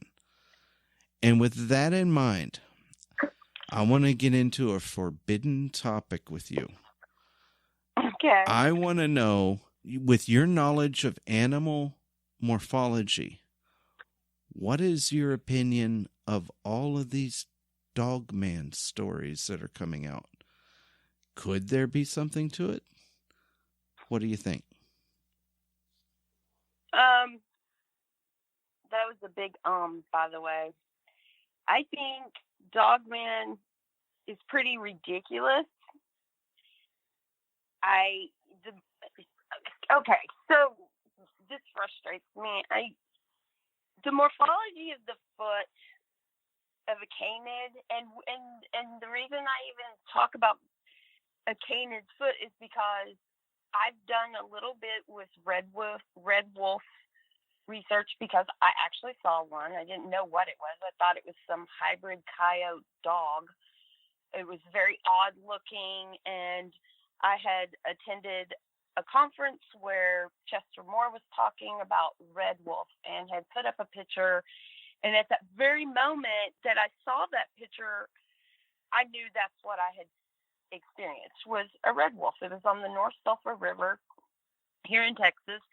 And it got me really excited and really interested in the species and doing some more work and tracking. And I think that's really where my tracking interest really started to blossom. And but the morphology and what I had done was talked a little bit about it on Facebook and had gone back and casted some impressions, some canid impressions that were gigantic, and as possibility of being red wolf.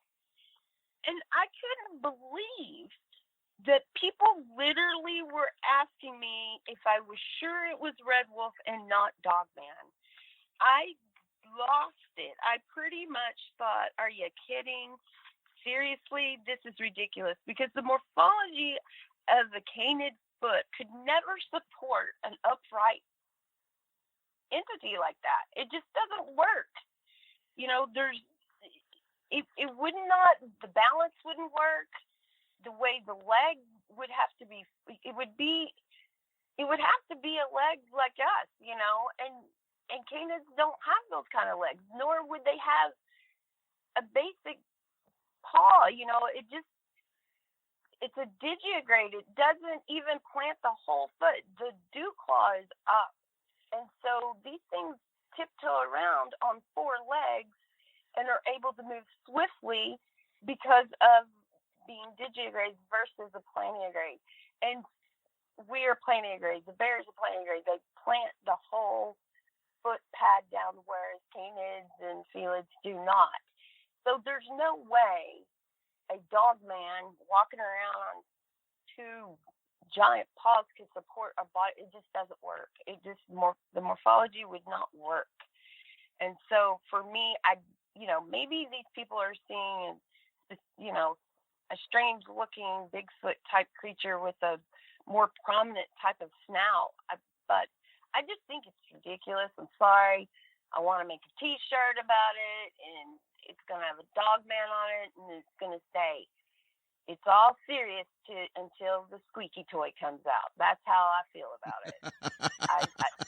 I've never in my life, we've always heard about Bigfoot and some other cryptids, but Dogman just basically is up there with werewolves and all those other mythical, magical monsters, and I don't understand why people take it so seriously. Now, it doesn't work for me at all. I'm glad you brought up near the end, because I was going to ask you, is it possible in your realm of knowledge, is it possible that people are just seeing some sort of a snouted Bigfoot, that maybe a baboon head Bigfoot, for lack of a better description? I'm not saying a literal baboon head Bigfoot, but you know what I'm saying.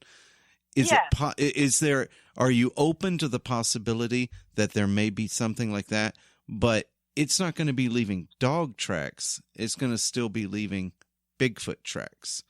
Am I correct? Right. That's what I would think. I mean, I guess that's a possibility. I mean, that's way more reasonable to think that way. I mean, if because we get reports of different variations of the nose, right, and the body stature.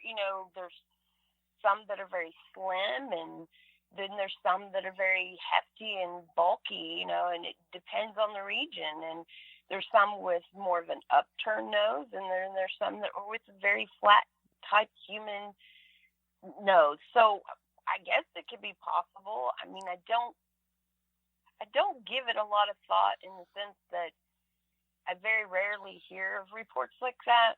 And every time you hear of that kind of report, you hear of aggression, and I guess it could be possible, but that makes way more sense. You know, a baboon-type head sounds way more reasonable than a dog man. I'm sorry. I just think it's pretty ridiculous. And I'm sure they'll offend people, but, you know, leaving dog-type, canid-type tracks, no. All right, let me ask you this. And first off, before I ask you the next question, I want to say,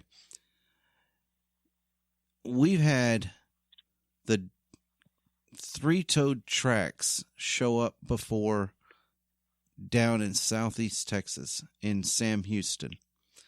And people have wanted to claim that they were dogmen. Come to find out, there is a wild emu population running around in Sam Houston.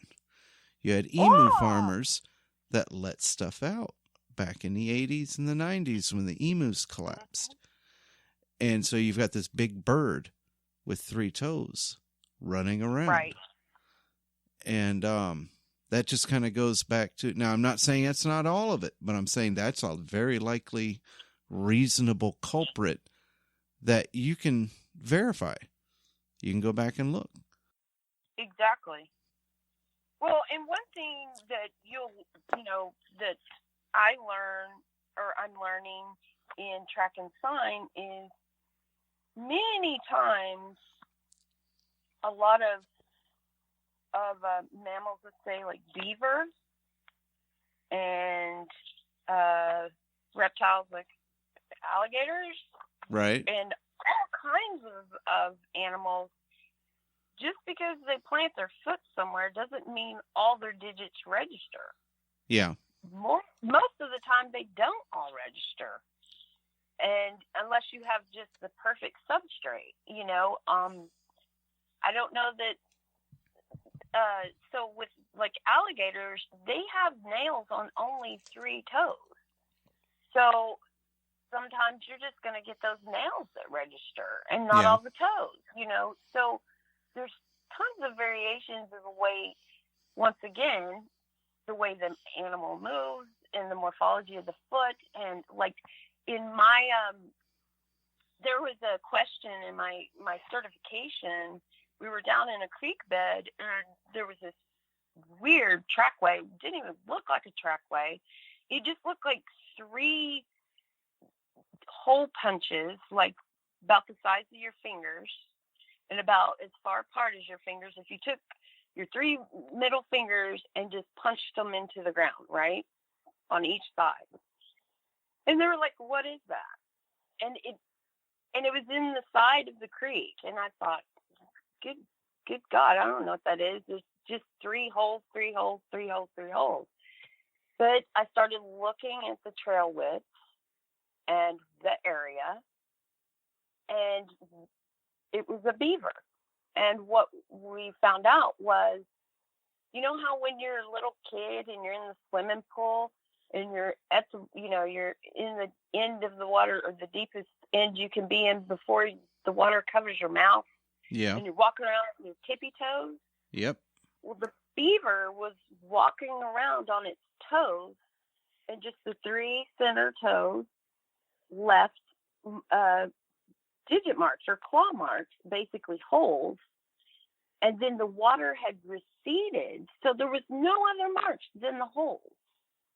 So there's all kinds of things that could be that are natural occurrences or wildlife in general that you would never think, oh, well, that was a beaver. Luckily, I got it right because I was looking at trail width and thinking, okay, this is obviously a trackway, and the only thing I know that's going to be in the water this wide would be a beaver. And I got it right. It was one of the difficult questions, but anyway, I'm sorry. Go back to your original question. No, you're fine. That's a perfect example of why knowing what you do can be very important. 100 times people have found Bigfoot tracks, and they're actually a combination of several different animals. I mean, we're not talking, a double imprint from a bear or anything. We're talking, well, there's some deer, and there's a raccoon, and here we had a armadillo that came rooting by at the same time, or something like that. And a lot of those were, I think, where we found one good Bigfoot track, and then we couldn't find anything else. I think a lot of times that's more likely what those are than anything else.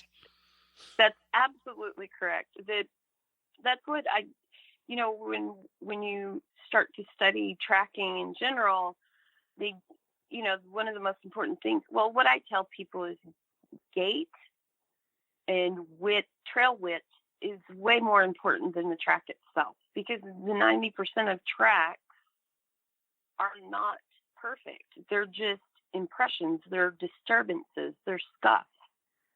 A good tool in the field, and I have yet to do this at a talk, and I keep forgetting, is using what we call a tracking stick. If you can get 2 good impressions in whatever substrate you're looking at, you can measure, taking a stick from the front of that impression to the front of the next impression, and then mark it down the stick where that links with, say, a rubber band, or just mark it with your knife, and then go to that next impression, the one that's furthest ahead, lay the rubber band area at the front of that impression, and then do a sweeping motion from left to right, keeping it like on a pivot. And you should find the next impression. You may not see it, but if you're down on the ground looking,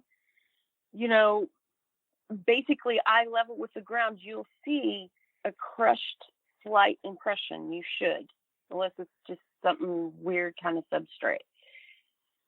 I have yet to talk about this in a conference, and I really want to, because I think it would give people a lot more to work with when they find one Bigfoot track. If you really get down on the ground and start looking for a disturbance. Now, I've been told by a gentleman that was a human tracker. He was the head of the SARS unit in Alaska for, I think, 20 years. But he's also working in Bigfoot now. And he was telling me, the average stride for a human being is around 30 inches, I believe. And then, but if you're looking for a Sasquatch stride, he says look in the 60 inches range.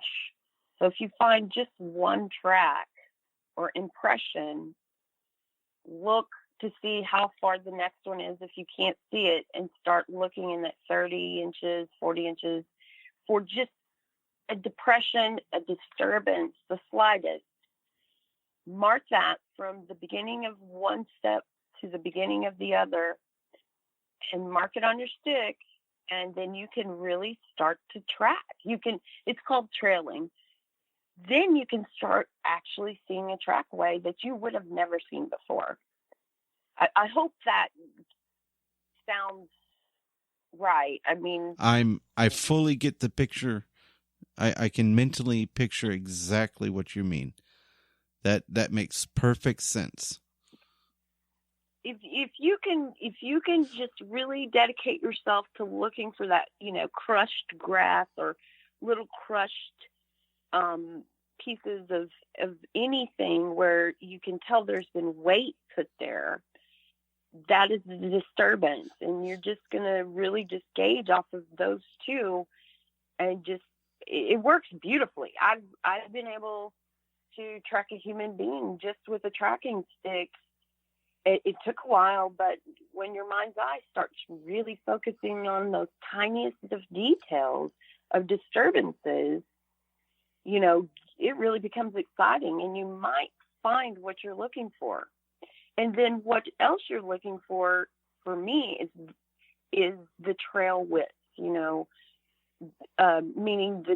the width between one foot and the other. which is measured on the outside in the cyber tracker world. And you can really start to discount different animals when you start looking at gait, meaning like a raccoon has basically 2 gaits. He's got a 2x2 and a lope, and that's most of what they do. And when you're seeing these disturbances and you're measuring the width of the trail and then the gait of the animal, you can say, oh, well, that's not coyote, that's a raccoon. So we know it's not this or it's not that. You start to discount other species when you start learning gait and stride and step and trail width. You also have to be careful, though, depending on how the animal's moving. There is a difference between scissoring gait and or leg scissoring gait and body scissoring gait. Body scissoring gait is going to tell you that they're moving at a fast pace, and then that trail width is going to get narrower and narrower, pretty much in all species. And so you're really looking at those things more than you are looking at the track, because they say in the tracking world, in a perfect track way, there will always be one impression that mimics exactly another species.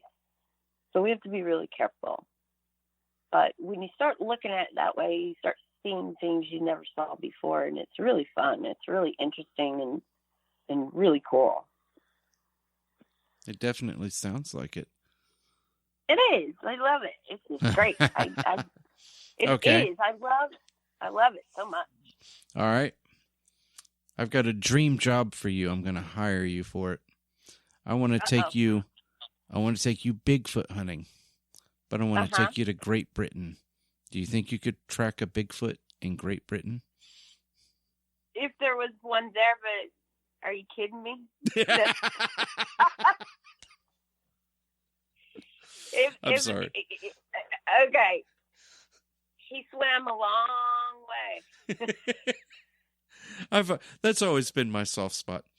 Bigfoot in England just never made sense. I mean, no, it doesn't. I don't, unless somebody took a helicopter and dropped one off, but he wouldn't survive very long unless he ate tea and crumpets. I don't know. Didn't you hear? They were the return passengers on the Mayflower. The Pilgrims got off, the Bigfoot got on, they went. That's how it happened. Oh, was that after his Thanksgiving dinner? Because there is that Thanksgiving dinner picture with the Bigfoot in it. I guess that. I have it up in fact, I've got it up right now. I love that picture. Oh yeah, it's a great picture, but no,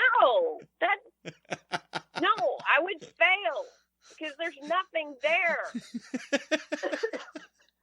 No, that's just no.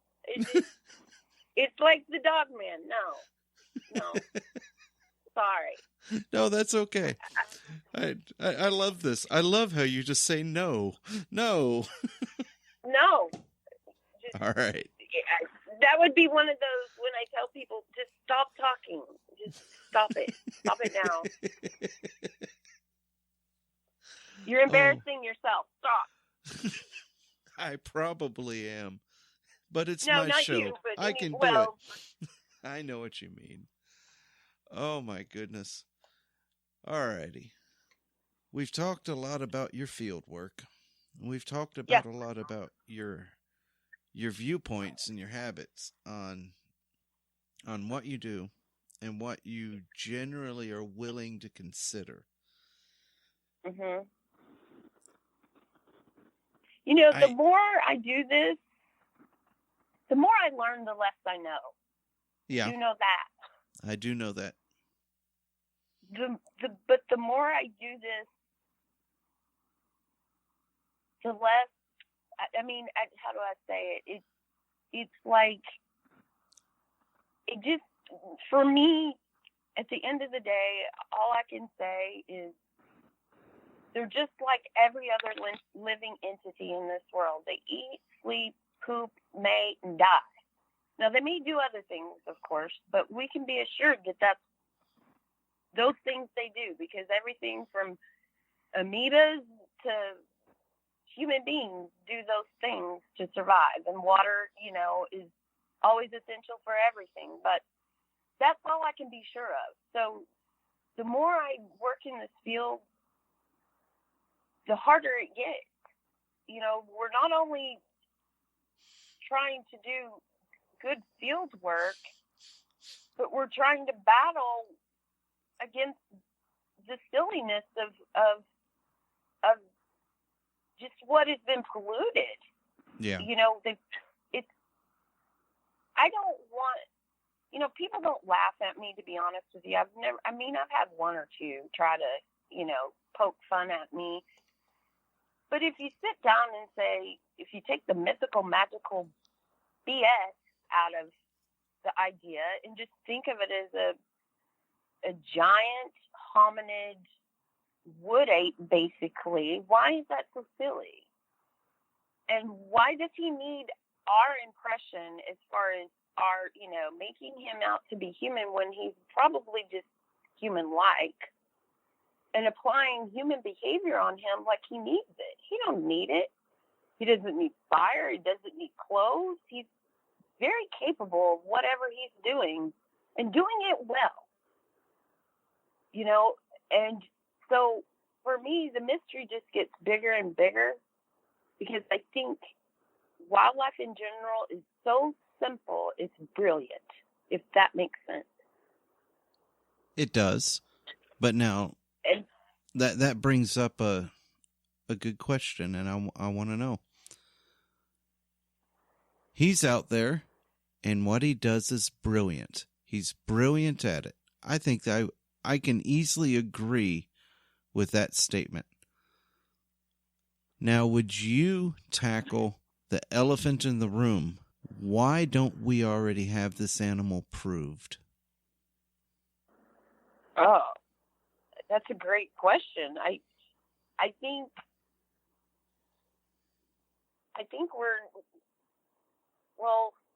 for me, I think he's so elusive and fast and such a master of his environment. I feel like he's an apex predator that can move about.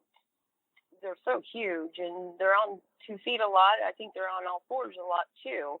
When you hear people saying, well, I was staring at it and I looked away for a second and looked back and he was gone.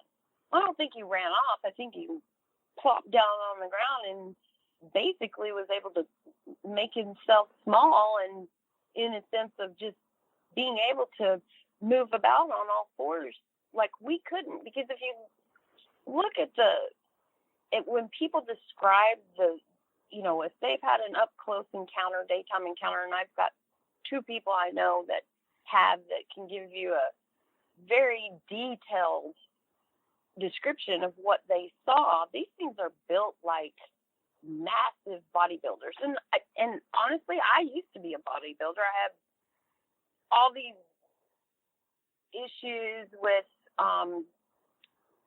what I look like. I've battled with self-image for years, and one of the things I did was, because I got so old, I was actually battling anorexia for years. It was a controlled anorexia, but I was getting too old to be that thin, so I decided, well, I'll still have everything out, put muscle on, but I'll still be thin. And if you listen to the descriptions and how the body's built, what I see when I hear these stories is these things probably can scale a wall and a flat cliff in seconds.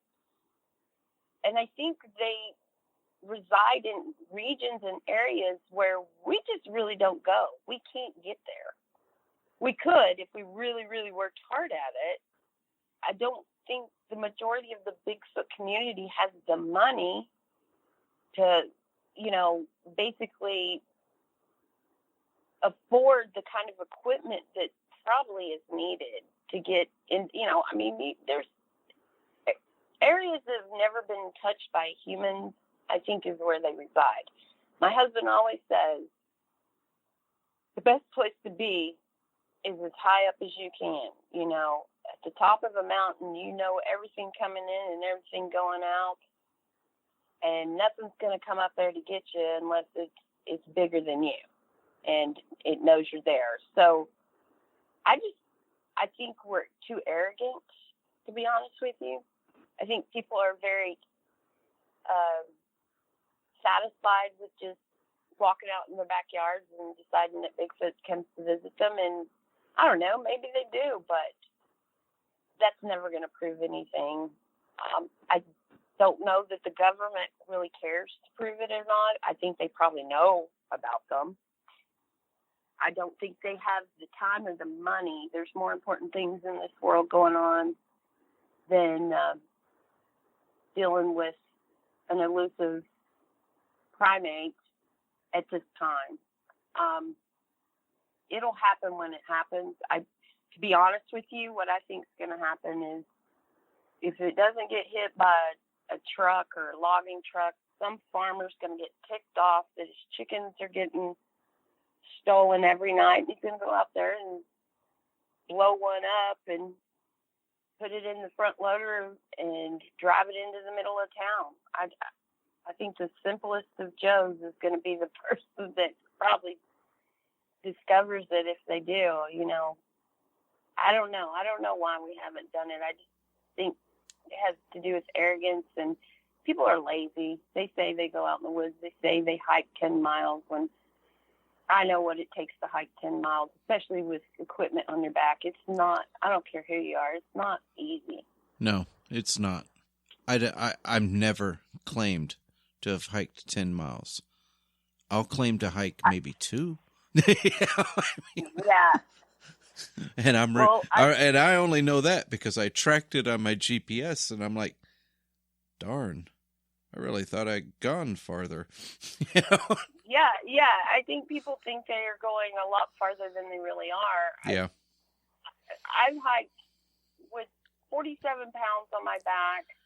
The furthest I've gone on a single hike was 6 miles, and it was up to Ape Canyon, and it took me all day because it rained and snowed on us, and I wasn't, you know, I'm a smoker too, and that was hard. But I was with a group of people, and none of us were having a super easy time at it. Right. And yeah. So, it's definitely walk a little while, sit down, take a break. Yeah. Then get up, walk a little more. You know, a lot of these people, and I've gone out with them before, you get these guys that go out and they start power walking through the woods. You know, it's, we're going to get out there. And I'm just like, you know, hey, slow down, take your time. You know, we're going to get there eventually, you know, us old men, you know? Yeah.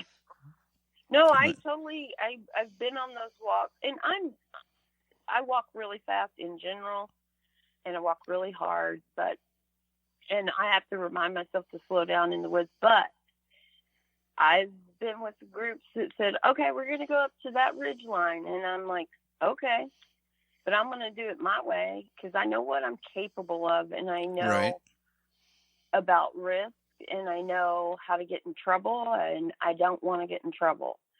And people are like, why are you going in that direction? I'm like, because I know this direction will take me maybe the longer way, but the safe way. So, and I take it at my own pace. You know, I'll get there when I get there. And that seems to work for me. But, you know, like you were saying earlier about, we were talking about horses. And I think that every important historical event, almost every one of them that we've heard of, was people were on horseback when they, you know, just like with Patty. I'm sure the Ape Canyon guys had to have, you know, horses at one point or another. The Sierra Sound guys, horses.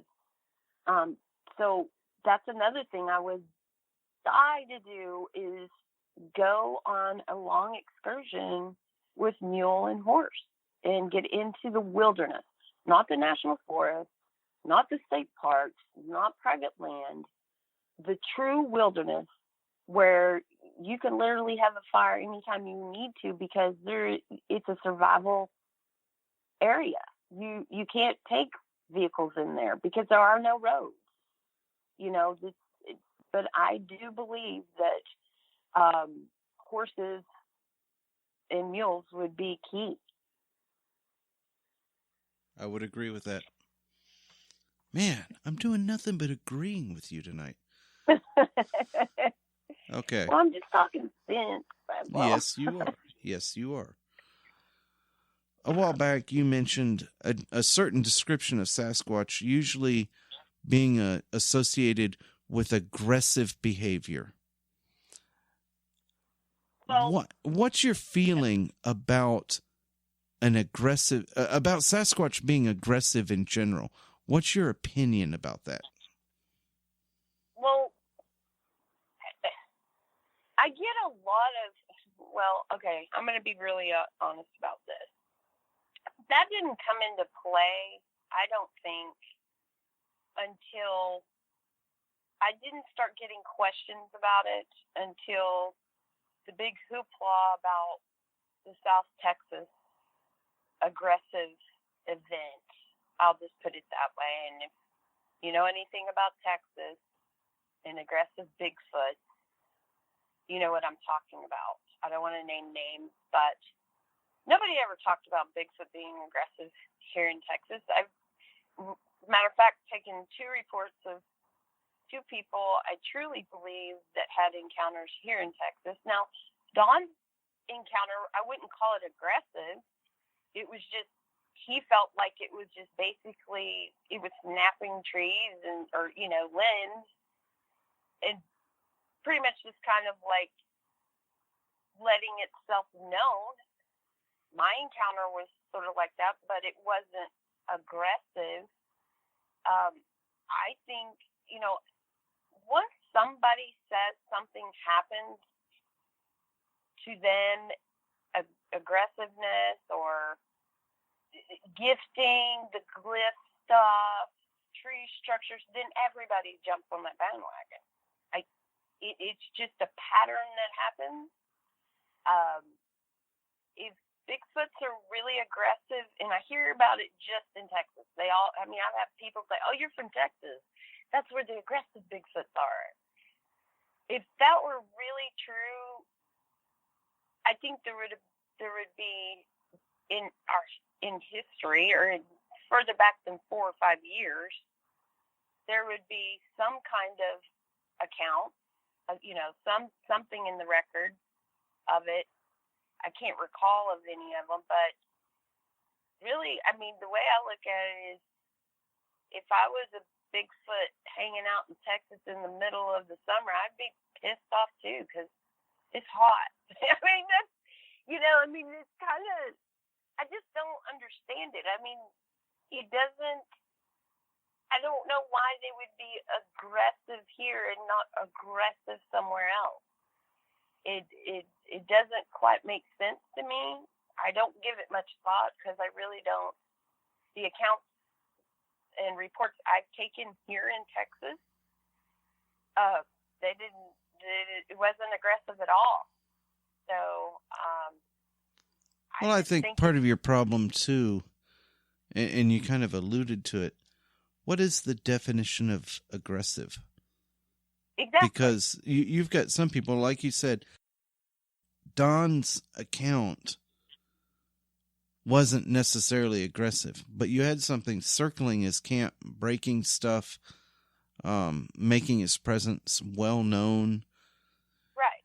That which you could maybe interpret as possibly somehow being related to a dominance display, or at least an intimidation of some sort, Yeah. which you could argue was aggressive. But you're right. It's not Bigfoot walked up, grabbed me by the neck, and threw me halfway across my back, my campground. And so, and I think that's a problem with the community in general, is you kind of have to have some common meanings to common terms, so that way people can kind of understand each other. Because what's aggressive to some may not necessarily be aggressive to another. My problem... Right. I mean... No, go ahead. I was going to say, there's an account, it wasn't here in Texas, but in Pennsylvania, a gentleman had encountered with his father, and it wasn't aggressive, but it was showing intimidation, I think, simply because it was showing its teeth, you know, kind of just back and forth, show its teeth, and puff its chest out. But it was also sidewalking away from the gentleman. It wouldn't look straight at him. It would look at him sideways, you know, it cut his eyes towards them and kept his eyes on them and puffed his chest out and showed his teeth, you know, like a dog growling, and showed his teeth. But he was moving away. Is that aggressive? I guess somebody could think that was aggressive. I don't. I think he's just saying, don't mess with me, you know. Another account of a gentleman in Michigan that I know very well who had a real up-close daytime encounter said the thing wouldn't look at him either. They came face-to-face pretty much. And this thing got really frustrated and grimaced his face and then turned around and left, dropped the fawn he had, and then started ripping it's kind of like a forest willow, or not willow, he calls it forest bamboo. It's really thick bushes. They grow in the Pacific Northwest as well. But anyway, it was ripping them out of the ground and throwing them behind him, like, don't follow me. Was that aggressive? I don't think that was aggressive. It was just saying, don't mess with me. You know, I think, and to me, what I felt listening to these two encounters, which I truly believe really happened, that these animals were scared and only reacted the way they knew. You know, I don't think it's aggression. I just think it's, don't mess with me and I won't mess with you. And they left, you know. Let me ask you this. Let me steer the conversation a little bit. While we're talking about aggression and things like that, and you mentioned a certain Texas incident, mm-hmm. I'm going to mention another incident. Mm-hmm. And are you familiar? I'm wanting to say it was Mike Humphreys. Yeah. Up there in Hanobi. That actually originally put them in the map. Now, you've heard that whole story, I'm assuming. Would you characterize that as aggressive, first off?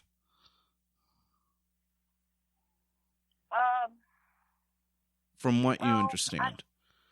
From what I remember of the story, I think they had, I believe, had planted sweet peas for the deer, and when they would shoot the deer, the Bigfoots would come and get them, and then one of the brothers shot one of the Bigfoots, and these things were standing in the tree line trying to coax the guys out into the tree line because they felt like they were going to carry them off or do something to them. Something like correct? that, right. I mean, I don't remember the full details of the story. It's been so long. I guess first off, I'm not trying to put you on the spot to say, do you believe or not believe the story?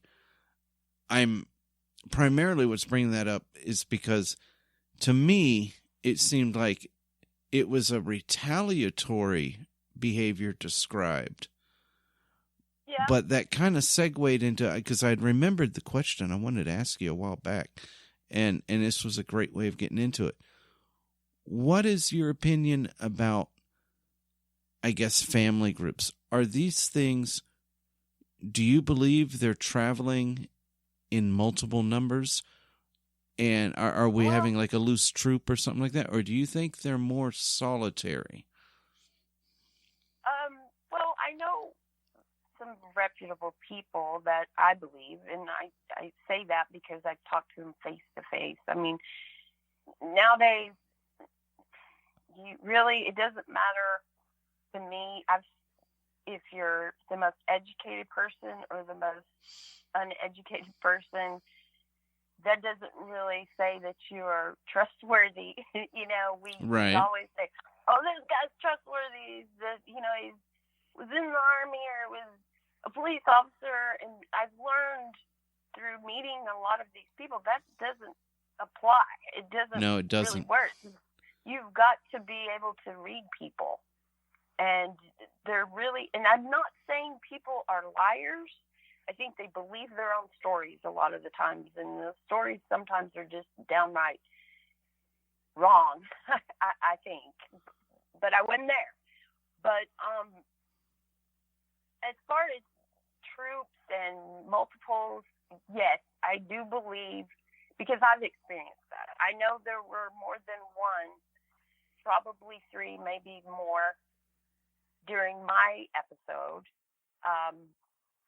And do I think they're family groups? Probably. Do I think there's rogue males and rogue females? Sure. I mean, interbreeding could cause a lot of problems. And so I would assume that probably like all species, most species, let's say, either the alpha male and female are the only ones that mate, or the males are moved off and the females venture out and find a mate of their own. I mean, that's just basic biology.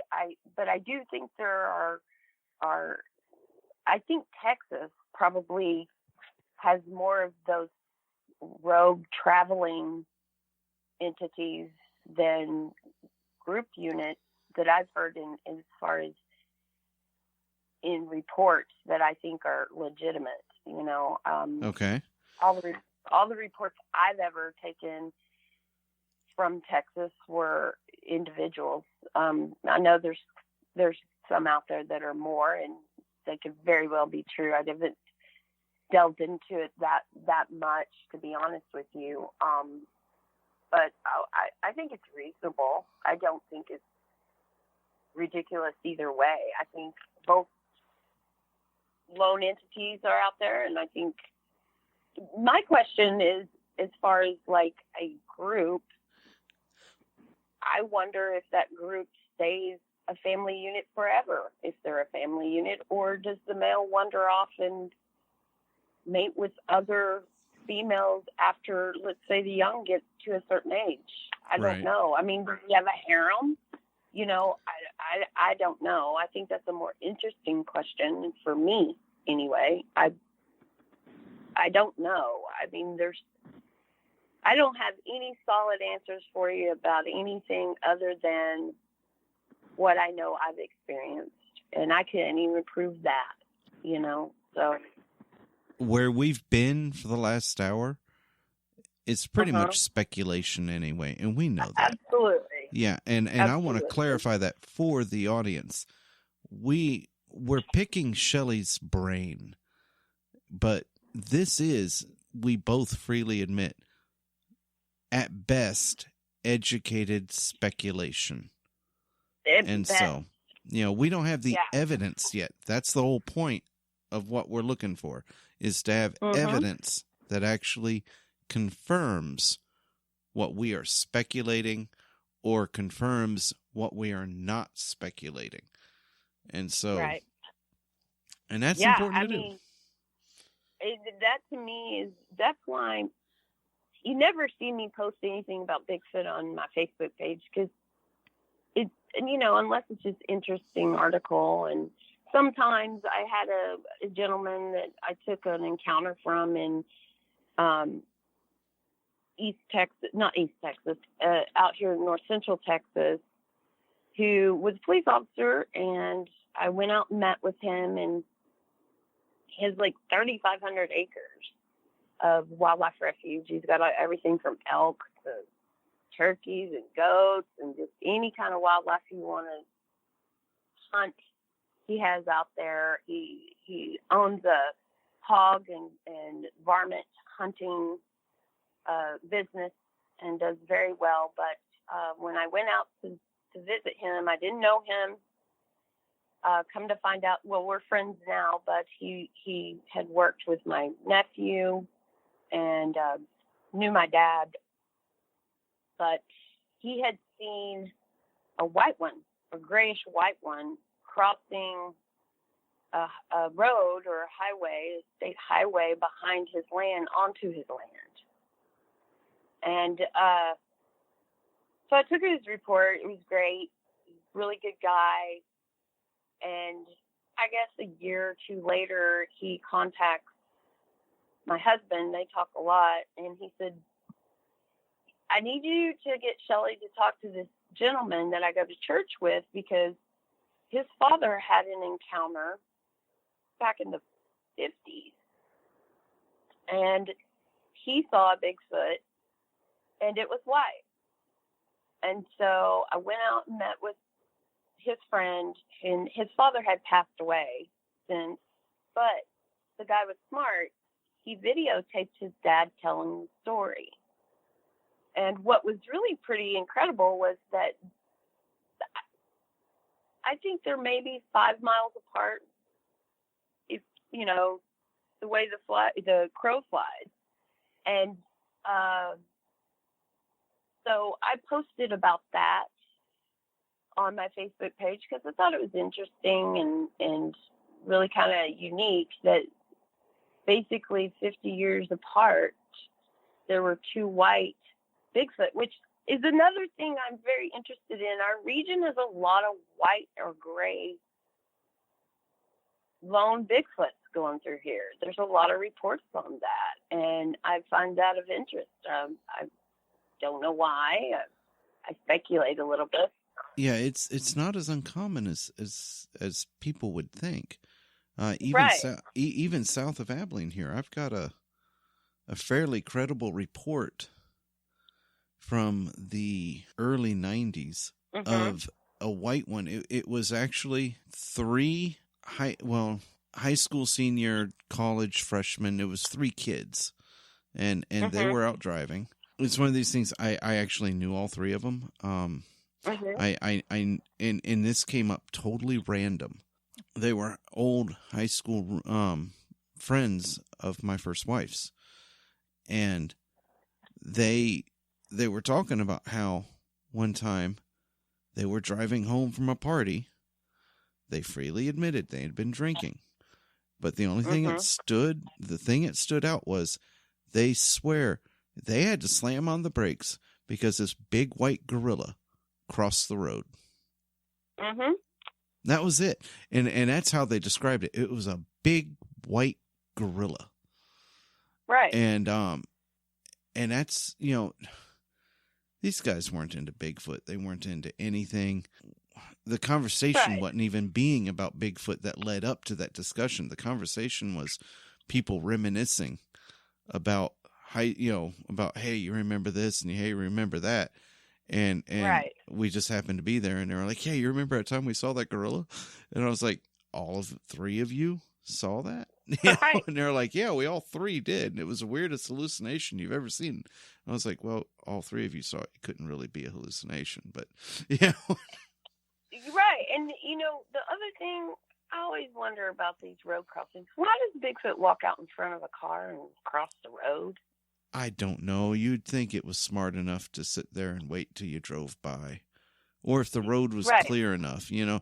Yeah, there is a behavior there that I'm wondering, okay, is it just that Bigfoot crosses a road more often than we think? And maybe they do generally try to wait until a car passes, and situations just happen where sometimes they don't. I mean, is it like, are they crossing behind us 10 times more often and we never see it? Right.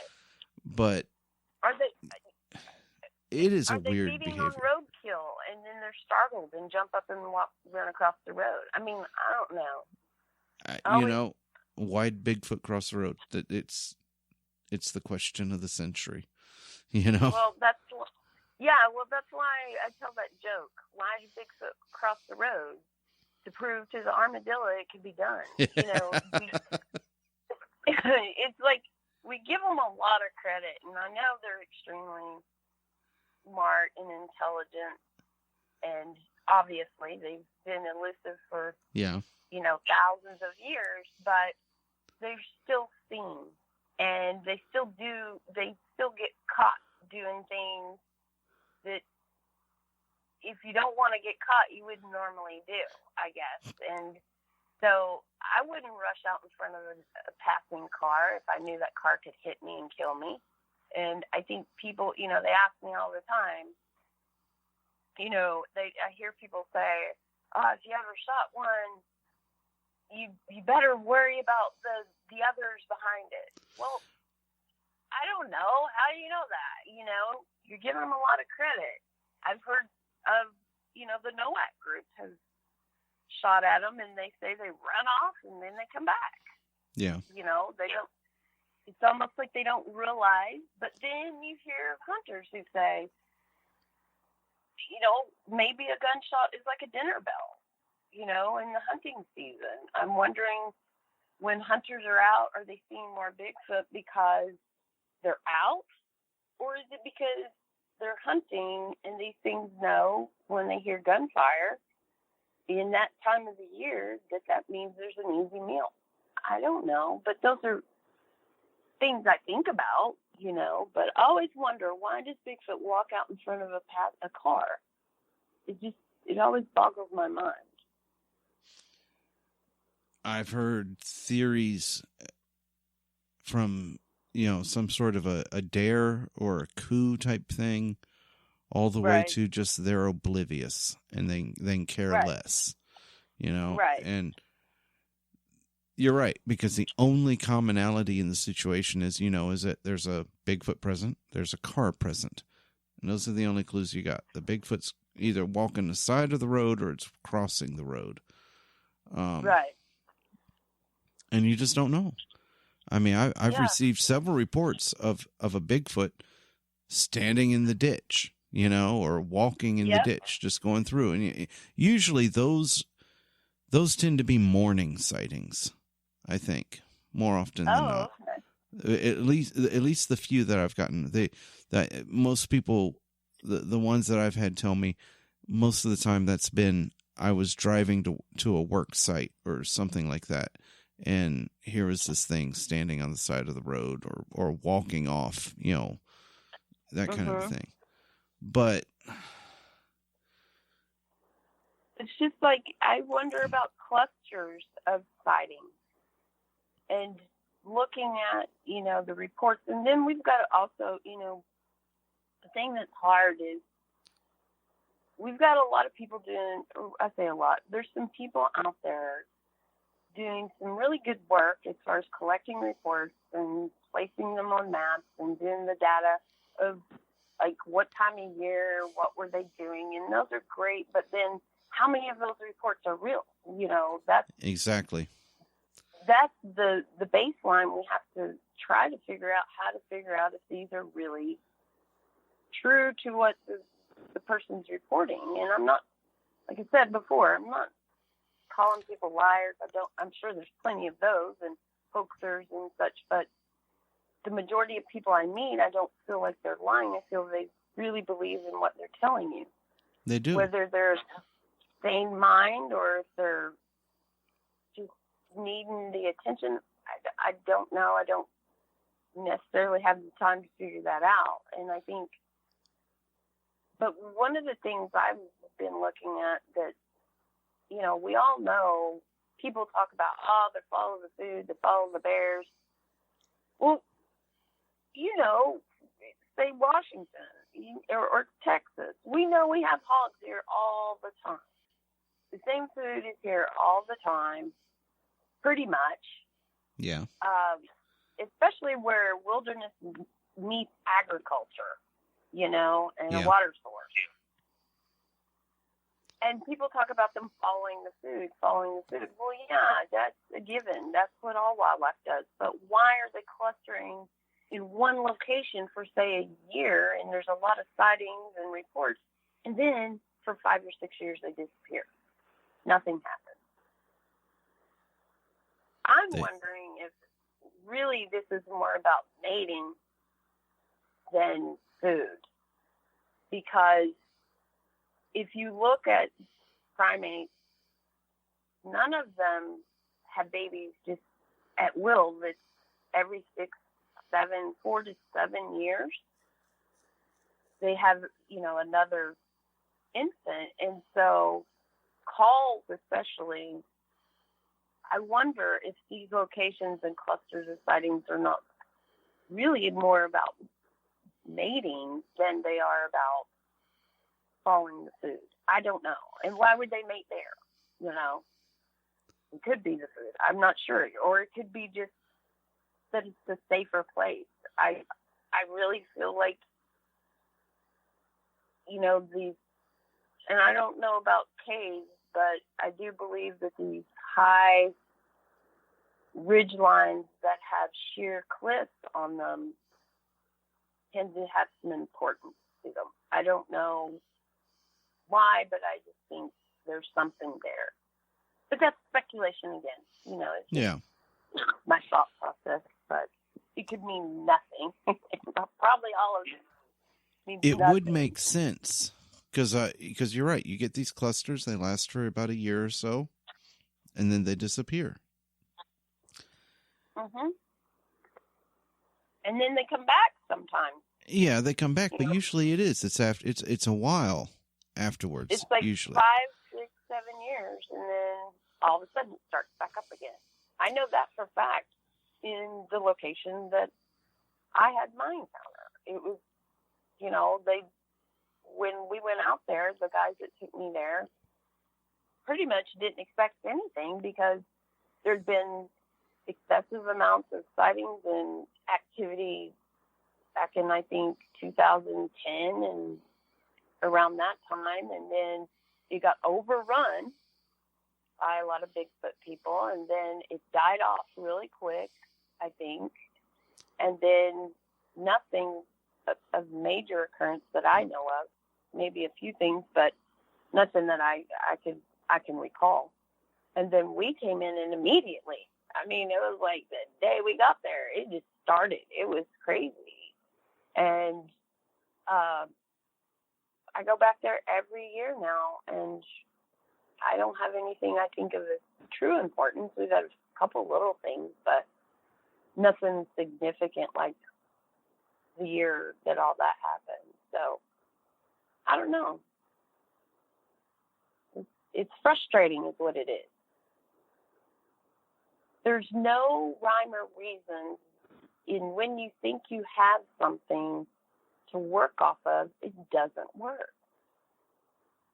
Not for me anyway. I guess for a lot of the Bigfoot community, they you know, they have all the answers, it seems like. Well, so. But that brings up the simple fact. None of us are working with all the facts. Right. You know, you bring up, you know, list of sightings and the clusters, and they're incomplete at best. Yeah, exactly. And the ones that are the most complete, or the larger ones, are not open to the public. People cannot see them. I mean, BFRO is sitting on a treasure trove with flats, and the vast majority of people can't see them.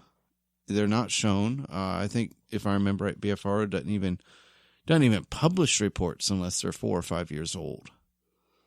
And no, they. Well, I don't know. I know a few people right now that are working on some good reports that supposedly are going to be published soon that are pretty recent. So I've never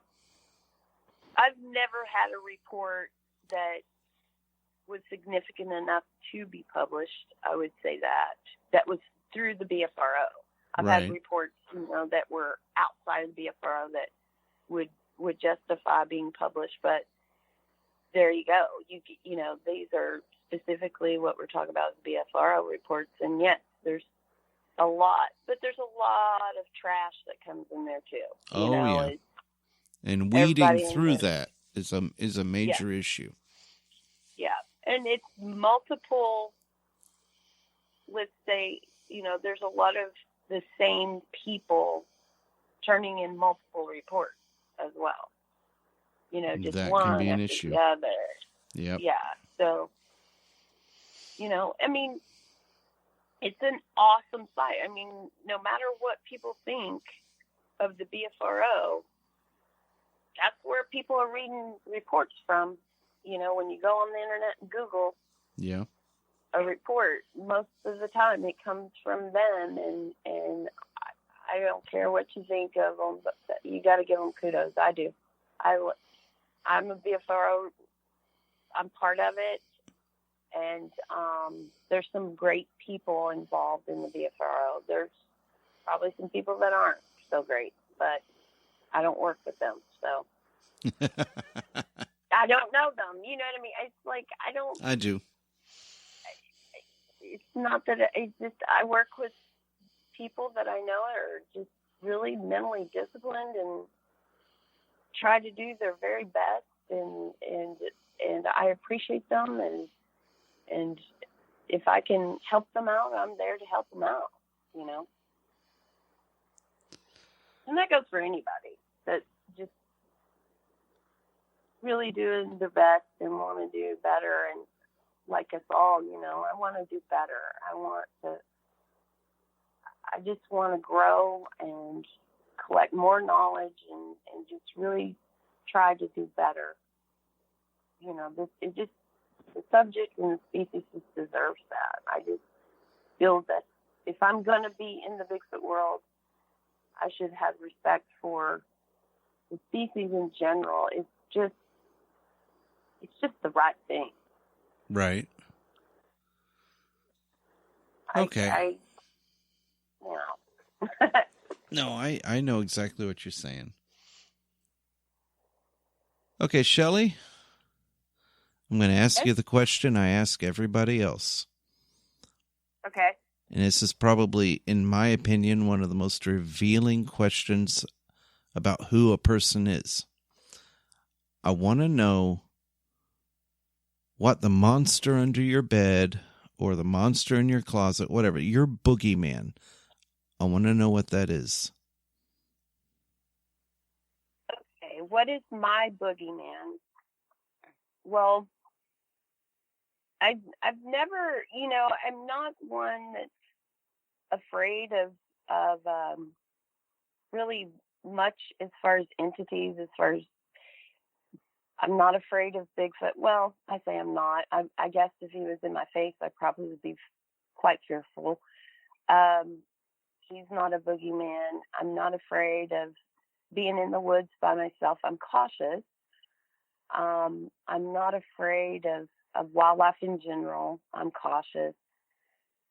And being my age and you know, a mature woman that's done a lot of things in her life and raised a family and then gotten here to where I'm at today doing interviews and talking at conferences, which I don't know why, but here we are. I think my biggest fear in the monster in my closet or the boogeyman would probably be myself, and just the fear of saying the right things and doing the right things and being true to what I'm trying to do in this field, and not looking ridiculous or overbearing or silly. You know, I take a lot of time from my family and my friends and a lot of money. I'm pretty selfish about that, and I have a lot of support from those people who love me and care about me. And so I feel like I need to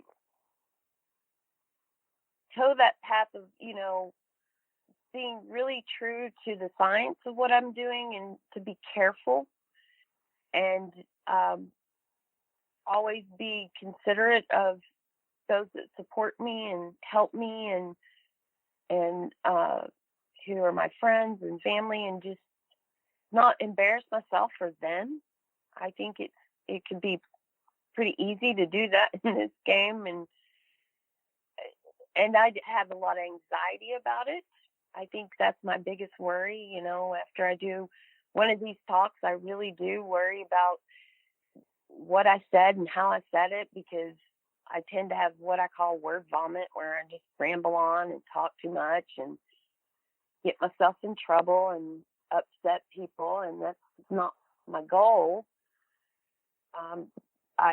I appreciate folks in this game, but I also have expectations for myself, and I always want to make sure that I'm living up to those expectations. I made promises to my husband when this started that I wouldn't do silly stuff or say crazy things, and I want to be really, really, really, careful. And I think my biggest problem is myself and just the worry and I'm not super educated. I'm just a simple girl from Texas trying to do the right thing, and sometimes I don't do the right thing, and it's not malicious or meaning to be hurtful or stupid or mean. It's just me being me, and I'm my biggest critic. I'm constantly striving for perfection, which I'll never get. But I want to make people proud, whether you know me or not. I want to make myself proud. And I think, our Bigfoot world that we, was delved into, I mean, you can't help but to know other people in that Bigfoot world. It's easy to slip off into a rabbit hole and it can cause problems, and I don't want those problems. I've got too much to do. So I guess my biggest issue, my biggest monster, my biggest fear is just doing the right thing and staying on the straight and narrow and having fun while I do it. So, but I guess that's what I would say was my biggest monster in the closet. Okay. Because I'm really not scared of much, I don't think. No, you stay out in the woods by yourself. You're not scared by very much. Not too much. I mean, I'm I like doing silly stuff and entertaining myself. You know what? Honestly, doing this has really forced me to challenge myself to do things I am scared of. I was scared to stand up and speak in front of people. I get scared getting on the radio and talking because it's forever imprinted on the internet, forever. Right. I get scared doing things like singing in front of people. I forced myself to learn to try to play a musical instrument just to keep me, kind of sane out there. But also I enjoy sitting around the campfire with other folks and listening to them play music and sing and enjoying each other's company. And I really wanted to do that. And so I forced myself to sing in front of people. I've really found that I want to try things that I've been fearful of for many years, and I'm enjoying it, and it's hard, but I feel good about it. And I admire a lot of people in this game. I enjoy YouTube more than I enjoy YouTube a lot more than Facebook. Facebook can give me grief, and I don't post a lot. I post a little bit on my Facebook page about wildlife and funny things I see. I like a laugh. I enjoy gambling and like going to the casino. I enjoy things like drag queens. I think they're funny. I enjoy just, mindless comedy and just things that make me laugh, and make me laugh about myself. And matter of fact, one of the things that this week has made me laugh, and I've watched it time and time again, and I don't watch Bigfoot stuff on YouTube. I very rarely, unless it's somebody I really know, and I know if they put something out, it's of importance. I used to watch all that stuff all the time, but I don't watch any of it anymore. I watch just random stuff. But I have to say, the video that Logan put out about footstock, I loved it. It's just the beginning part, the little skit with you and him, just I can't help but just to watch it over and over because it's perfect. It's perfect. The editing is perfect. The way you filmed yourself, half your face when you licked the hair, and I was dying. It spoke volumes about how I feel about what I see on the internet that pertains to Bigfoot. I'm going to steal it and put it in a presentation if I can, if y'all don't care. But I want to open my presentations with that. You know, I just Oh my the goodness. Real world, no, seriously, the real world sees us that way. Yeah, And I know they do. even- That was the root of the joke. Well, it worked, but it was. I loved it. It was great. It was comedy, but it was satire. It was everything about it just spoke volumes to me. And it was subtle, but it was hilarious. And then Logan come walking out. Hey, what are you doing? I just in that goofy hat on, dying. And then just the way the whole video went and the way he edited the important parts, and you know, with our wildlife tracking little thing we did, I loved it. I don't think there's anything else out there in the Bigfoot world like it, and I want to see more. And like I said, I don't watch Bigfoot stuff on YouTube, but I really, really enjoyed it, and I love that first few, I don't know how long it is, a minute I think and a it's half about, or however long. yeah, I think it's like 2 minutes. It's just long enough that Yes. I was self-conscious about how long it got because I was afraid. What I was really afraid of is people would not realize it was a joke. That I was afraid Oh, my people would God. think it was a legitimate me. You know, I was afraid people would think I'm really that kind of a stupid person. But No. oh my goodness. It was so good. And then when you picked up the vertebrae and there were gnaw marks on it, I'm like, that's rodent. But you were like, oh my gosh, you made it into something totally different, and then called it a baby deer. I was dying. I was, yes, this is so great. And so I watch it at least 2 or 3 times a day, every day. I just, Oh, my if I need goodness. a laugh. No, it's awesome. But really, I think, but I haven't watched any of the other ones, and I love this one so much, but I do look forward to watching more of them, and I think Logan has found his niche. I don't really know Logan, but I really appreciated it, and I know there was a lot of work that was put into that whole Yeah, he works. production. He works pretty hard and does it. What irritates me is he makes it look so simple. Oh, That's what irritates me is he just, you know, first off, for people who don't know what Shelly's talking about, if you haven't caught on, and a lot of our podcast listeners won't necessarily do this because they're going to be listening on a podcast app.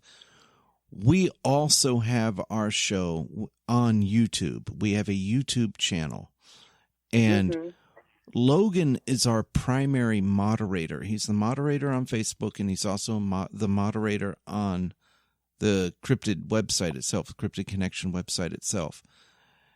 And if you don't know Logan, you gotta see one of these videos. But anyway, they're only on the YouTube channel. And they're called Logan versus Everyone. And he's just doing essentially reviews in his own way of different Bigfoot events. He started this year. We just finished our 3rd one. That's the one that Shelly's talking about. And he also had one over Hanobi, and he had one over Jefferson. And everyone, I just want to encourage you, go to the YouTube channel, watch it. I think the Hanobi it was the first one. It's the shortest one. It's about 30 or 40 minutes. The Jefferson and then the Footstock one are each over an hour. And they're just, well, you heard what Shelly said. They're funny. They're a satirical yet serious look at whatever the Bigfoot event is that we're at. And you guys everyone needs to go look at them because they are just the funniest things in the world. They really are. They're great. They really are. And they're just so well produced and just really, it's just different and cool. And I admire people that know how to do those things. Matter of fact, used to what I would do, and I don't have the guts to get on YouTube. I don't think I could sit there and take the criticism because I know I would get it. And so I occasionally make little small 1 minute to 3 minute videos on my phone, and I'll post them on my Facebook page, but it's usually DNA collection or starting a fire, striking a fire, or building a fire pit. I love building fire pits, or fossil hunt, something, just informative, not necessarily Bigfoot related. But what I used to always do, and I need to do it this year, and I haven't done it, is over all my travels, I have over 16,000 pictures in my phone, just primarily of what I've been doing. Right. And I like sharing those, but what I like to do, and I used to do, is I'd make a video of the photos with some music. There's no talking. It's just watching a video of where I've been and what I've done and who I've been with or who I haven't been with, and campfires and things like that. And I need to get some tips from Logan and you, and I need to actually put one out for this year because I was out there longer than I've ever been out there. It was a full 4 months, So, but I truly admire people that have those kind of gifts, and there's some really special people in the Bigfoot community, like yourself, with your audio analysis and what you know behind the equipment and why it does what it does, and I appreciate those kind of things so much because there's just no way I could be doing all that and being, we can't do everything, right? So I value those people like yourselves. But yes,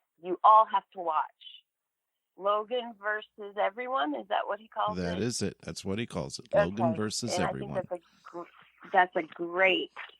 I was really. It's so really, fitting. really, it's exactly what it is. It's him against everybody he meets. Right. It is. And so, yeah, I truly encourage everyone to watch it. And like I said, I'm stealing that first little clip and hopefully putting it into a presentation. And just because I think it'll make people laugh. You may go ahead and use it. It's because in so many ways, it's absolutely appropriate to the Bigfoot world. It really is. And it works pretty well with my kind of presentation, and not to, step on people's toes, but I mean, it is what it is. And, and for me, that's what I want to do is usually not what everybody else wants to do. So it's all good. But anyway, I appreciate him and I appreciate you for those kind of things because it just brought a whole new light. It's just great. We probably ought to close the show up. I've got 3 hours of recording here. And we don't want to keep you all night long. We did that the other night. No, it's fine. But I have to ask questions of Steven. Go. Oh, you got me. You got me. Honestly, I got to go pick my daughter up in 15 minutes. Okay. So, I'll be quick. okay, go right ahead, ma'am. Okay. So, when you did your talk and I watched about your audio analysis presentation, I thought it was amazing because I've seen and I know a lot of people that do audio work and they use all kinds of apps and spectrogram and all that stuff. My question to you is, have you ever applied or recorded or put recordings of the great apes on the spectrograph and looked at that? Have you ever put the Sierra sounds on a spectrograph and looked at that? And human calls that were mimicking Bigfoot calls and looked at that. So that you have a baseline, because we've all been told, okay, you're looking for calls between 800 and 500 hertz, right? So have you ever actually looked at those things? And I'm just saying in general, because I don't know anybody that has done that. Have you ever done that? Those were among the first things I ever did. Oh, good. You're talking about, again, go. something that I just assumed was basic. All right, let me clarify. I did look at great apes. I still look at some great apes. Get an idea of what their sounds are going to be like. I have definitely recorded humans making calls. Known humans. I've been in camp with them. I've had recorders out. I know exactly when they do it. I've got several different varieties. I mean, more than I can shake a stick at. I've also recorded human talking. Many times, if nothing else, we get recorders, you have a camp recorder out. I get conversations. I've got samples up the wazoo. Right. You asked specifically about the Sierra sounds. Right. I have not with the Sierra sounds. I haven't looked into them, honestly. I'm on the fence about them because they haven't really been repeated. Right, exactly. And so there's such a unique thing that I'm not sure if I want to look at that. I don't want to prejudice myself or pollute your thoughts. or pollute my ideas. And so I just don't know. But what is your baseline though on where the hertz? I mean, everybody tells me. Everyone says it, but here's the thing. My baseline I'm looking for is probably somewhere in between 400 hertz and 1200 hertz. But the problem is everything in the world goes right there. Why it's a between those two? Okay. Most mammals vocalize in those ranges. I am willing to suspect that Sasquatch is a mammal. It has hair. Patty had breasts. Right then and there, mammal. It's just this is right there. It's a law of probabilities. Yes, there are lots of mammals that vocalize above and vocalize below. But again, we're just playing odds a little bit. And you got to remember, when I'm scrolling through, the area I'm kind of looking for is in that 600 to 800 range. But that's because that's what everyone else says. But I cut my spectrograms off at around 2,000. And so I'm actually looking at everything from 2,000 down. Because you have so many animals who have harmonics and and everything that go up into those ranges. And Right. And that's the other thing. Most mammalian sounds are not a single line across the spectrogram. You're going to have the main, right. you have the main vocalization, the main frequency, but then you're going to see multiples of that frequency. Let's say it's at 600 megahertz. Then you're going to see another one at 1200 megahertz, and then another one at 1800 megahertz. And they'll be progressively thinner or weaker. But that whole thing is the call. It's not just the one. And so when you amplify things and you bring them out, I'm always looking to see if I have a harmonic or not. You remember I played for you at Footstock, the mystery howler that everyone, that there's no match that I've been able to find for that howl. I'm reasonably certain we're dealing with either an undocumented coyote call or a red wolf call or something like that. It correlates too much with candid calls. Yes, it can happen by itself, but it's like 60 or 70% of the time it's associated with candid calls. And this is the reason I brought it up. It would be phenomenal, and I know it's a lot of time and a lot of work, if you did a sit-side project on collecting vocals and calls of all kinds of animals and documented that on that website, especially because of your, like the call you're talking about. Right. That was my purpose of talking about this, is there's nothing out there like that. No, there's not. And and like you said, there are very, very few documented vocals of all animals in the complete range of these animals. And I think you're the perfect person to do that, but it's a lot of work.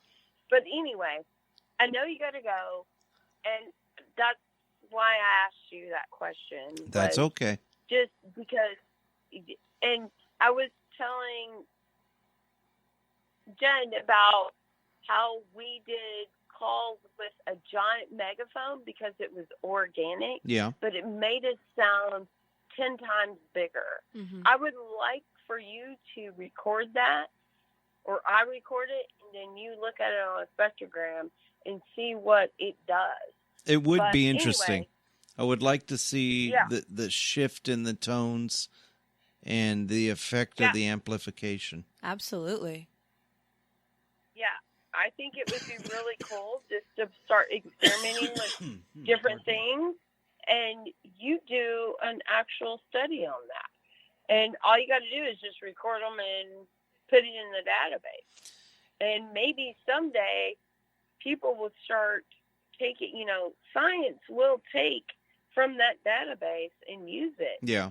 If they see need, and your name would be on it. But anyway, I know y'all got to go. And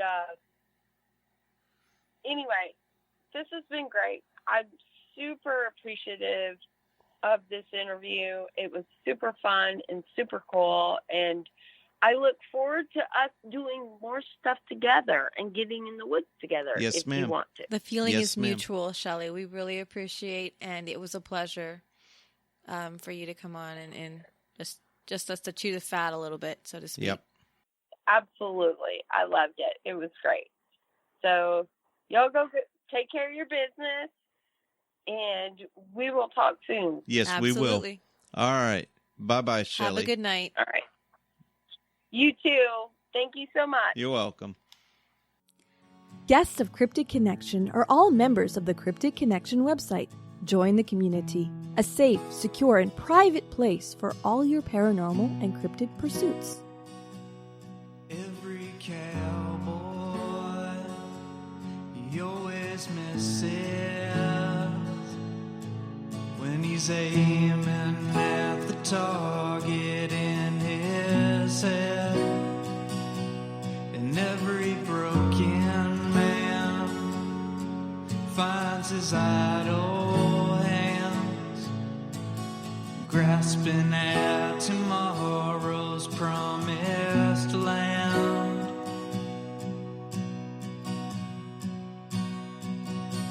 And I've been thinking about running, and I'll get out on the town just for myself. And that's when I saw her, and she looked right through me. And when I said I do that day, I really do. 'Cause every cowboy, he always misses his shot when he's aiming at the target in his head. And every broken man finds his idle hands grasping at tomorrow's promised land.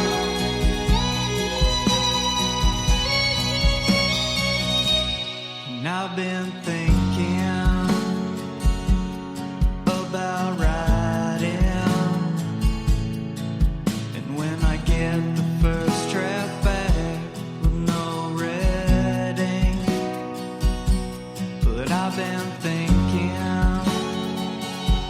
to do my best work.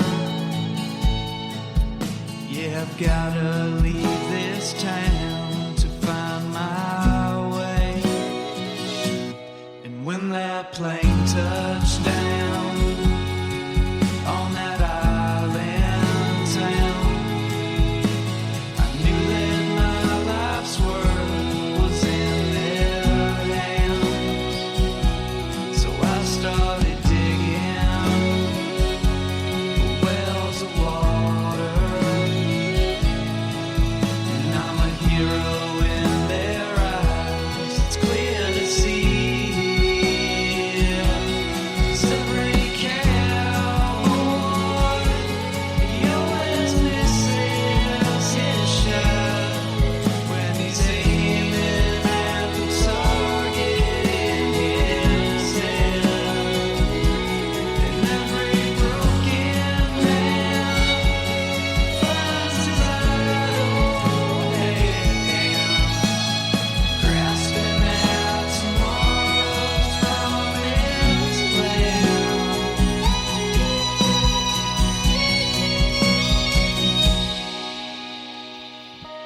And I've been thinking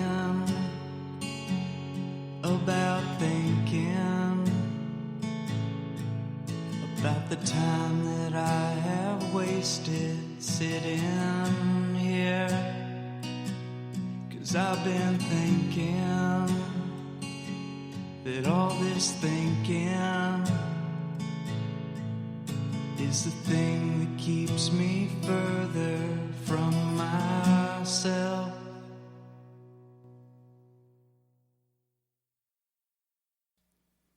The music and soundtrack for the opening is from Epic Film Score by Alex Kaskin. The closing credits are Every Cowboy by Cellophane Sam.